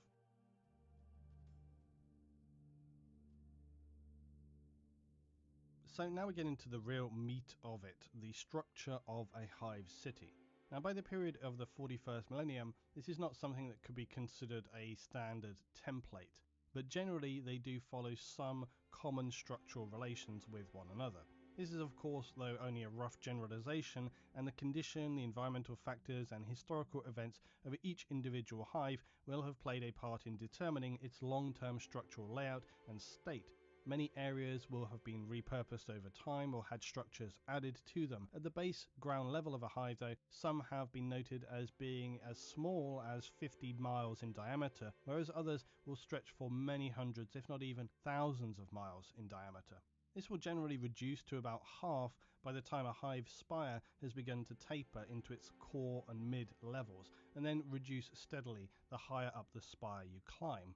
The lower middle third will be the most densely populated and busy part of a hive, with all of its heavy industry, while administrative sections and light manufacturing run from the ground levels up to the lower tiers within the upper hive. The wealthiest and those with hereditary ties live in what is known as the spire or the spires. These are the highest sections of a hive city and are physically separated from the lower levels by usually a heavy physical barrier. And there is not necessarily one singular spire section, there may in fact be several, and these will often have specific local titles and names. Of course, there are guarded transport systems to enable movement between the lower and the upper levels and throughout the hive city. Lastly, you have the subsurface areas, and these are usually referred to collectively as the underhive. This is where the criminals, the exiled, the disgraced and heretical individuals will generally occupy. But these are not just a few ramshackle below ground dwellings. The underhive is usually nearly as wide as the hive at its base level. From there, it will then continue downward into abandoned or sometimes active mining operations or manufacturing. The underhive of most hive cities is very much a city in and of itself, and has developed a complex subculture of gangs, guilds and merchants all of its own, albeit far more lawless and prone to solving disputes with casual violence. Throughout the hive, there will be large areas, perhaps even sectors, that are locked down and declared off limits. This may be because they have become excessively contaminated from the centuries of manufacturing they have been used for. However, these dark and empty sectors of a hive can be very useful for those who wish to not be seen or be monitored. Habs and factorums are rarely abandoned without good cause, but some areas will eventually reach a point where they are just too difficult to maintain. Either structurally they're dangerous, or for the fairly non-existent concept of worker safety. The area has maybe just become too saturated with pollution to allow most hive cities' workers to operate there. In terms of hive construction and location, there are most certainly hive oddities where they have been built around a strange power source that is almost seen as a strange magic now to its citizenry or engineers and even the mechanicus. Others may exist even underwater, having been long ago drowned by some extraordinary planetary event millennia ago, but were adapted so as to be able to continue functioning in some capacity. Others have been constructed from materials even unknown to the mechanicus, which points us to something else that I'll come to shortly. Some may be entirely dedicated to one sole purpose, like the worship of the emperor, essentially becoming one behemoth shrine cathedral. Some hives are even vast penal colonies with its workers engaged in extremely dangerous manufacturing or mining processes. Others have become vast necropolis hives, having suffered from some apocalyptic battle long ago, and are now dedicated to honouring the dead and shrine to the emperor. And of course, many hives can be a strange mixture or any number of factors all blended together. And this is especially true in this later time where, for example, the ecclesiarchy, the mechanicus, the sororitas, the inquisition and so on, basically the administrative and militant structure of the imperium, may at any time deem it necessary to requisition a part of a hive city for its own operations. And it would be fairly unusual for such a request to not be granted by a hive city's ruling nobility or by a planetary governor. But of course, this would always be determined on a situational basis. All hive cities are deemed to be of significant importance to the Imperium, and as such the military forces ready to defend them will generally be significant. The Imperium employs an approach to defending hive cities that could be characterized as suicidal to the point of madness. They see hive cities as being the definitive mark of mankind upon a world, and as such they will deploy any force necessary to defend them against their enemy. This is likely why, although inquisitors, as we have learned, may employ exterminatus upon a world, this is hardly something that passes easily, and any destruction of a hive city is a devastating black mark upon imperial records. There are of course some circumstances where this last man standing approach does not occur, because insane or cowardly hive nobles or planetary governors may always put their own interests above the Imperium, as sad as that is to believe, or they may just be taking a more inquisitorial, big picture approach and consider that the destruction of one hive may be necessary to save the others on a world. This, though, is far from the preferred option, which is generally to saturate any hive engaged with Xenos with human fighters, even if they're left fighting over nothing but rubble. In fact, on some hive planets where Xenos have destroyed hive cities, patrols will still investigate and walk those ruins every day to purge any remnant of the enemy for many hundreds of years, primarily of course to be sure that there is no chance given for any resurgence, especially in the case of the orc and the tyrannid species, who are very pervasive and can leave their biological seed behind for decades, if not generations, suddenly to then reappear again and ravage a world without warning. Each imperial citadel is a grand symbol of the achievements and power of humanity, but in the 41st millennium they also signify the reach and divinity of the emperor's rule over mankind and the Imperium. To allow a hive city to fall without expending significant resources would be a disgrace to the glory of the emperor and the Imperium, and if that means expending many billions of human soldiers to save even the tattered remnants of a hive city, then so be it. The surroundings of many hives are devoid of any natural life whatsoever, and this is because they have suffered from millennia of pollution and exploitation of resources, and this leaves them as little more than wastelands of polluted or sometimes irradiated ash, referred to often as, unsurprisingly, the Ashen Wastes.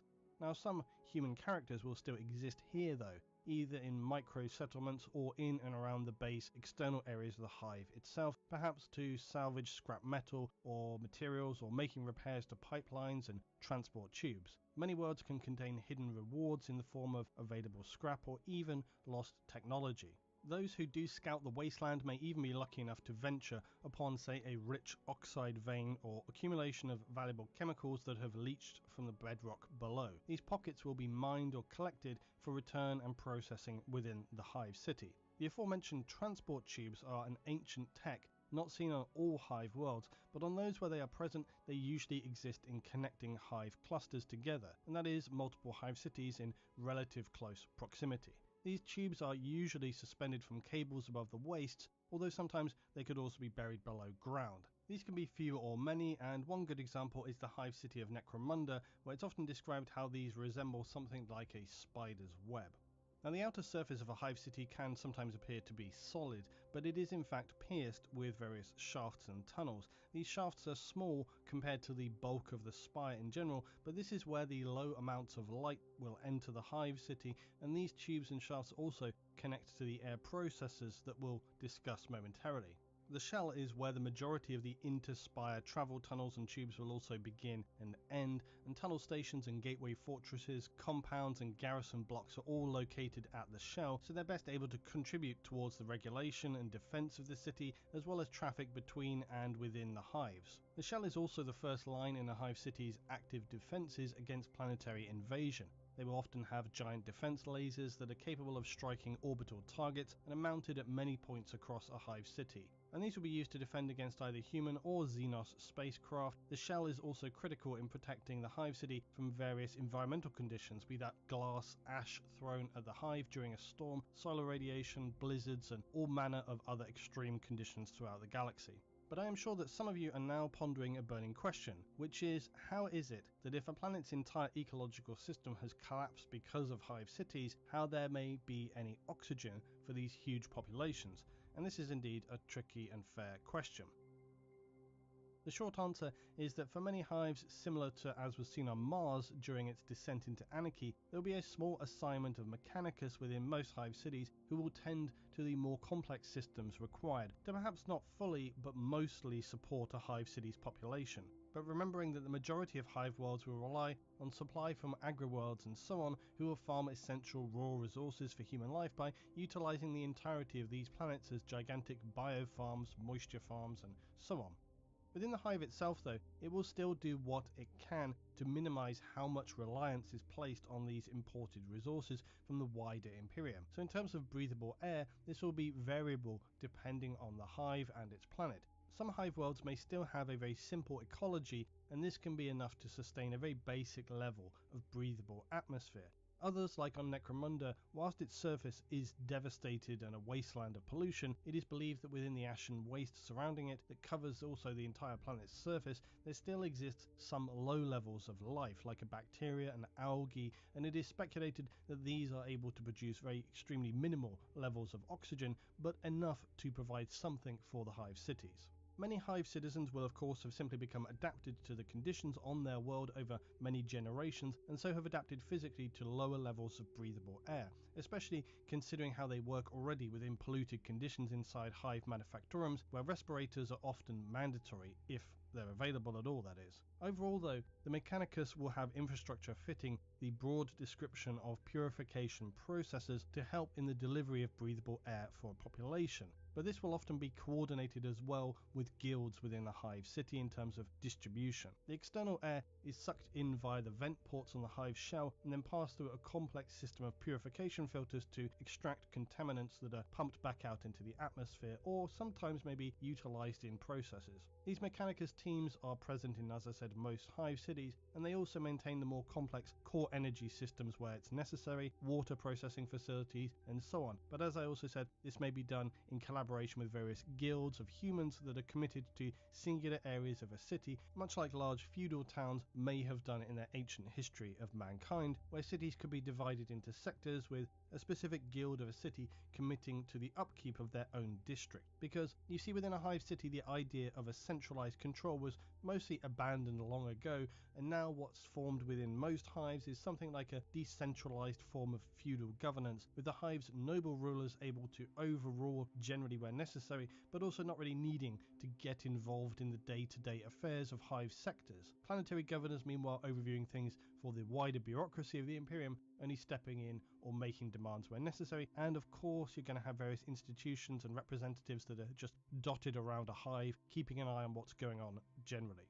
Next, we come to the central heart of all hive cities, where you'll find what are referred to as heat sinks. Now, these are basically vertical shafts that run down from the uppermost levels of a hive in the spire all the way down through the hab levels, the underhive, through to the geology of the planet itself. And these heat sinks can be miles across in parts, usually constructed from dense layers of plasteel.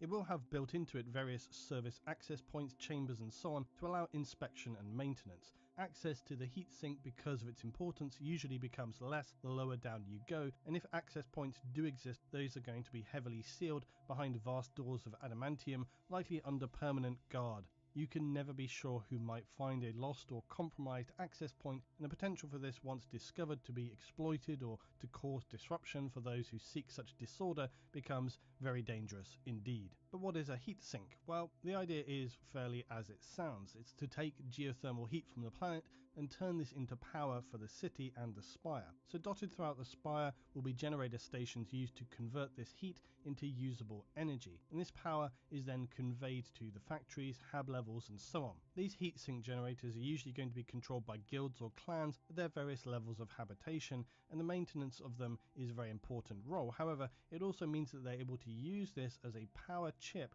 and gives them a powerful level of control over the localized population in their area. Because if you want power, you need to ensure that the guild or clan controlling that generator is going to allow it. Other groups may control power junction points and demand something more like a toll to ensure smooth transmission of power to a sector.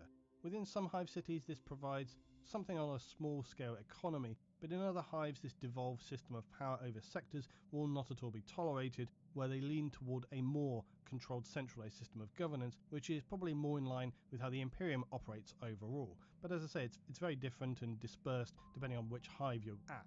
Some hive cities, though, are run by those who have very little interest in the lower goings on, providing things just remain relatively stable and that they are able to maintain their quotas for resources to the Imperium. And so the mid and lower levels of a hive are basically left to just get on with things however they please, and this can be beneficial or problematic for obvious reasons. In the upper spire, this kind of control over power systems is far less likely to occur. Here the ruling noble family will maintain control and armed troops will guard any generator stations. It will be highly regulated and part of the more structured nature of the upper hive spires. But it's worth noting that whilst most all hives will utilize a heat sink for temperature regulation as well as power, additional power sources often will exist within the manufacturing areas or even the habitation sections of a city. Some of these power sources can be actually pretty strange and unknown even, and continue to operate within the Mechanicus, not wanting to really tinker around too much given the chance that something could just go horribly wrong and destroy the entire city. Some will also rely on nuclear power to run areas of a city, or power manufactorums again that have been constructed during the age of the Imperium or when the Mechanicum was still establishing forge worlds across the galaxy. The majority of the lower levels of the hive will be dedicated to industrial processes. Although various more specialized facilities may exist throughout the city and up into the spire, obviously if these exist within the upper spire, they're going to likely be more advanced processes and may involve levels of things like DNA augmentation, bioengineering facilities that are designed even to extend life for those in those senior positions or the nobility. Down at the factory levels, things are very different. The scale of the manufacturing on most hives is required, along with the production of citizens, to deliver products to the wider Imperium in exchange for food and other materials that are needed to sustain these vast populations. Many factories that exist on the lower periphery of the hive city and ground level will be continually pumping out pollutants, and if the city is not constrained by an exterior city wall, or even if it were for that matter, eventually these pollutants will build up and solidify, enabling the ashen material outside, or whatever situation the world is in, to just grow ever higher. It could be a dense jungle, it could be ice, whatever. Over the centuries, this can create a problem where the lower factories become gradually submerged by the outside material, and once they're unable to pump out their pollutants, they then will become essentially inviable for production. So similarly to the power generation, manufacturing will also be controlled in part by guilds or clans, and although dependent on how a hive city is organized and governed, we can already note that this varies significantly between planets. Now this seems actually a good place for me to make a small side note, I say small, We're talking about planetary organization related to hive cities. Now, many may mistakenly assume that how we see the wider Imperium run at its highest levels is then filtered down and replicated throughout all of its galactic sectors, its systems, and its worlds. Now, in one sense, this is not completely inaccurate to say, because we know the Imperium has no real concerns about deploying its ultimate authority as and where it deems necessary by the hands of the Inquisitor or any of its high-level representatives. However, it is worth noting that the majority of worlds, for the most part, are, as I said, left to their own devices, and this means that there is not what we might consider to be a standardized or enforced system of governance within the Imperium making decisions for systems and worlds. There is, of course, the Administratum that will keep track of what's happening and who needs what where, what's coming and going, but so long as the planet is delivering its tithes and materials to the wider Imperium and not encountering any major problems with Xenos or within their population,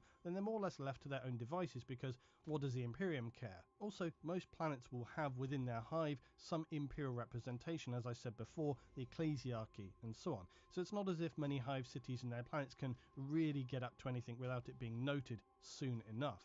It should, though, of course, be remembered that because of the very nature of the Imperium and its other factions, departments and organizations, that there are some established restrictions that will influence any decisions made.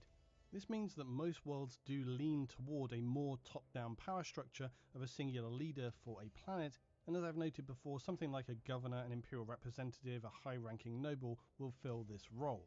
It wouldn't be out of the realm of possibility, though, for a hive city or even a planetary system to be run by something more like a council of representatives, or even something like a parliament. There is some precedent for that within the Imperium, and the Mechanicum had this basically back in the time before the heresy. Now, it just would be unlikely, though, that those members would be chosen by citizens, because that is not how the Imperium generally operates. It would take time and resources to educate the citizenry, and these are all things which are not considered worthwhile use of time or resources. Also, the entire concept of something like a council means that by its nature, there should be a sense that said council could make decisions about what should or could or couldn't happen. Now, in a wider sense, this again really kind of goes against the way in which the Imperium operates, because usually they tell you what's going to happen and then you better do it or you're going to be replaced or worse. The point of all this is coming back to what I was originally saying about different planets and hive cities being governed. You might be able to have something like a council of representatives who just represent different sectors within a hive city, but more so as to facilitate a coordinated understanding of the production, to report in on dangerous problems, slacking workers, or rumours of discontent and so on that need to be cracked down on. Then that council could be overseen by a higher level representative who would almost certainly be one person in a position of authority, if not placed there by the Imperium, then certainly on the understanding that whatever their decisions are, they should be within the best interests for the Imperium first, and all other considerations second. I would liken any council structure within a hive city to be very similar to the concept of the Inquisition's imperial representative. So a hive council member would probably be chosen within, say, already senior members of a clan or a guild, and they act more like a mouthpiece to facilitate the smooth running of hive activities and the preservation of their own group, more than espousing sort of personal opinions. But overall, they have no special level of power beyond that, and they're more like a token gesture of cooperation than anything else. So now returning to manufacturing within a hive. As factories rise and fall over the centuries, guilds and clans, or even what we might think of as organizations, will gain or lose power and territory. And this can sometimes lead to conflicts and territory disputes over resources, power, and facilities. You might see things like acts of sabotage. And this can, at the extreme level, even occur between hive cities on a planet if you had noble houses feuding, holding long-standing vendettas against one another, and seeking to make one another's cities appear inept or incapable of delivering their resources to the Imperium. In some cases, this could even spill out into a state of a small civil war, although again, similar to the Inquisition, the tolerance for such events like this would be very, very minimal, and so not many would risk such an outright conflict, because they would have the understanding that the overall result would probably be the Imperium stepping in and abolishing nobility, replacing them with a selected imperial governor, which is not what they want. At the lower levels, though, these unending squabbles over production and facilities are one cause of gang wars, albeit not such a violent or flamboyant level as seen in the Underhive. Within the production areas, it's more akin to groups of workers giving a brutal kicking to their rivals or carrying out sabotage to ensure they get more work and more likely hive creds. Now you can imagine again these sort of gangs of workers, maybe they have a colour tied onto their sleeve or their neck or something like this, just to kind of indicate which group that they work for. Now, over time, the factories which become fully buried by these ashen wastes will be abandoned, decay, and very often collapse under the weight of the new pollution being pumped out over the top of them, continuing this cycle again. Now, very gradually over millennia, what this means is that the hive has to grow, and this can also mean that the underhive will slowly become ever bigger. So for many hive cities, the underhive by now is already a vast cavernous realm that slowly is growing into an almost mirror image of the upper hive, albeit one that is extremely polluted, violent and bleak. It's not unusual for the most unstable of buildings to in fact crumble to ruin, often with workers still toiling within. If however the structures serve no obvious need, then the bodies and equipment are just going to be discarded and left to the scavs, be they animal or human, cowering in the darkened filth of shadowed pipework, watching for any opportunity to rip off some rotten scraps. It's common enough to see such ruined buildings even in major thoroughfares that are regularly active in a hive city, and they will eventually be repurposed with the old site serving as a new foundation, just as happened for many millennia. In the centre of the hive, above the worst of the most polluted and noisy factorums and forges, are the hab levels. Now these are of course the habitation levels, where the vast majority of a hive's citizenry will live and a good proportion also work. The quality of this can range from being semi-luxurious for high-ranking guild members to appalling squalor, akin to almost a shanty town or worse for those who are out of work and without any purpose. Where citizens and their families live will obviously be relative to their standing, both as a worker and also socially, not unlike any standard human civilization. The best accommodations being for the wealthy elite, the lower tiers for the workers and the destitute. The spire exists outside the normal sphere because of how luxurious these upper areas are. It's probably with good reason why these sections for the nobles of a hive city are near enough inaccessible to the lower hive, because should ordinary workers realize how hard done by they are, it may be enough to trigger some form of rebellion. Although as and when these may arise, they will almost instantly be crushed with the uncompromising militant forces operating on behalf of the Imperium before they can really get a grip, which would be a very dangerous thing.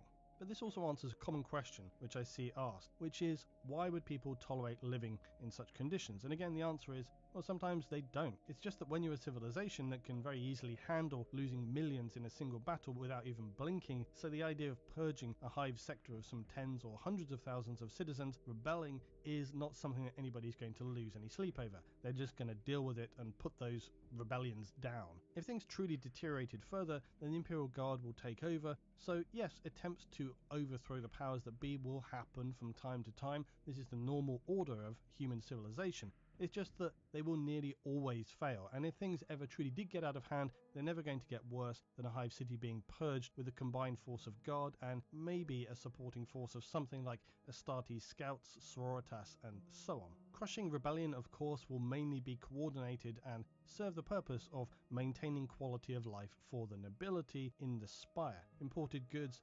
uncontaminated food, clean air, the high spire is for the nobility truly the lap of luxury. Below the physical barrier that separates the upper from the lower, though, this existence is near enough an alternate reality for your average citizen's daily life. Below the spire, light is dim in many areas. It's more like a perpetual twilight with only the glow globes to illuminate. The maze of passages, only recycled air or processed from the toxic exterior atmosphere is breathed in by citizens, and food is often excessively processed, recycled, or extracted from the bodies of those no longer needing to be fed the universal synth diet. Their proteins and minerals extracted and repurposed in the form of the less than subtly titled blocks of corpse starch. At least there's no illusions about what you're getting there. It's often rumoured by hive citizens that air and water has likely passed through at least several hundred others before reaching yourself, though this is quite obviously fairly unquantifiable. But then as we continue down, you of course come to the underhive. Now, as I've touched on already, the underhive is a vast, lawless realm that exists below the surface and directly below the hive city. There may still be operations that exist within it connected to the upper levels. For example, mining for resources, some storage areas near to but below ground level, stockpiling materials and hardware for stationed Imperial Guard, PDF and whatnot. Then of course there are just elements of hive infrastructure like the heat sink. And for this reason, the upper sections of the Underhive will likely be patrolled to a degree by heavily armed and armoured forces of Arbites. Now, as I already mentioned before, any critical infrastructure will have heavy guard forces stationed there permanently along with the stockpiles.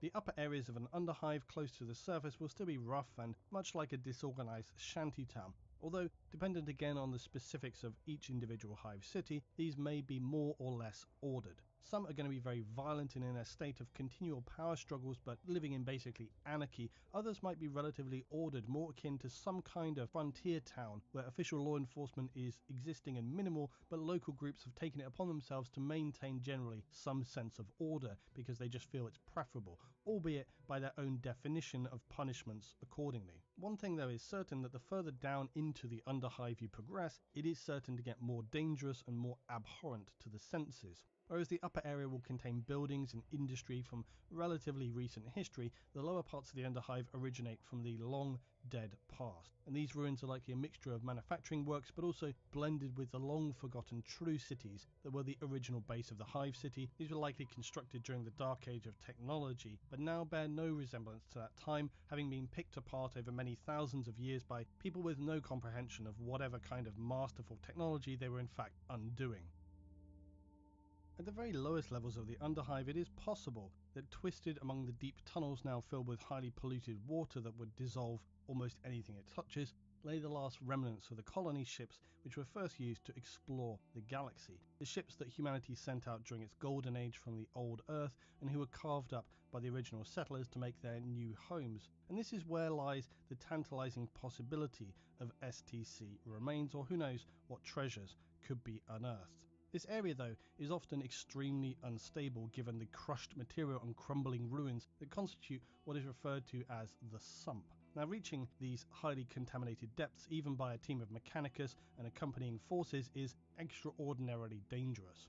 For one thing, these areas are now far, far down below the surface of the planet, hidden among a labyrinth of extremely violent, heavily armed gang territories, not to mention all manner of environmental hazards and strange mutant creatures. It's even said that there are small settlements of humans who have learned to cope with the environmental horrors and ruins from the Age of Strife, who live in the shadows and have intuitive understandings of all these kind of environmental effects and hazards within the Underhive. At the upper and medium levels of the Underhive, there are many gangs who are merely brutish thugs who bash in the skulls of anybody who oppose them. But there are others who have surprising access to technology, and while these will still actively participate in trading with the upper levels, there are then also the guilds, bounty hunters, traders, slavers, and so on. The Underhive is truly a rich region of scum-like society, and it is this which of course heavily is focused upon within Necromunda. I'll begin to explore this in more detail as we go along, because just as with 40k, this continues to be expanded and built with, and it's an area of the verse I have always enjoyed, because huge galactic battles between superhuman warriors and near invincible alien killing machines is one thing, but small gangs fighting to the death in a toxic wasteland, hoping that their last shotgun shell isn't going to just blow their gun apart and take their arm with it, is also somehow very appealing. Not to mention the other crazed characters that exist, like, I don't know, a character able to ride a giant undead rat god. So I'm looking forward to expanding more about the gangs and goings on and individuals within the Underhive. Continuing on though, although the life within the Underhive may seem harrowing and pointless, those within the Underhive are not at all permanently consigned to exist there. Many simply do so out of choice, so as to evade justice delivered within the upper levels of the hive, and this is one reason as to why Underhives are saturated with fugitives, outcasts, mutants, and varying degrees of heretics, not to mention of course the appearance sometimes of the Xenos tainted, like Genestealer cults. For those in the main hive itself though, those who choose to live in the Underhive are barely considered human at all. For the upper hive members who live within the boundaries of the Imperium, and especially for those living in the spires, the denizens of the Underhive are considered little more than vermin, and for many, likely not even that.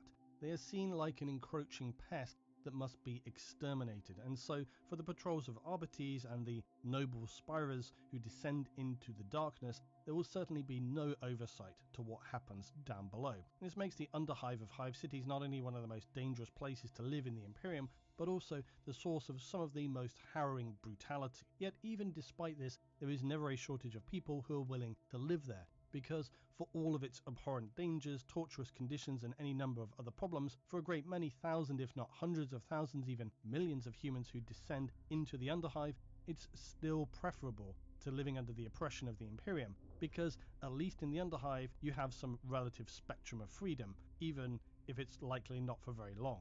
There is though one sliver of hope for those in the Underhive, and that is for those who are able to cope with its conditions, who try to play within the extremely vague boundaries of acceptability, and just those who are the most ruthless and cunning, there is always a very slim chance that you may either achieve redemption or some upward mobility back into the slightly less lethal lower hive.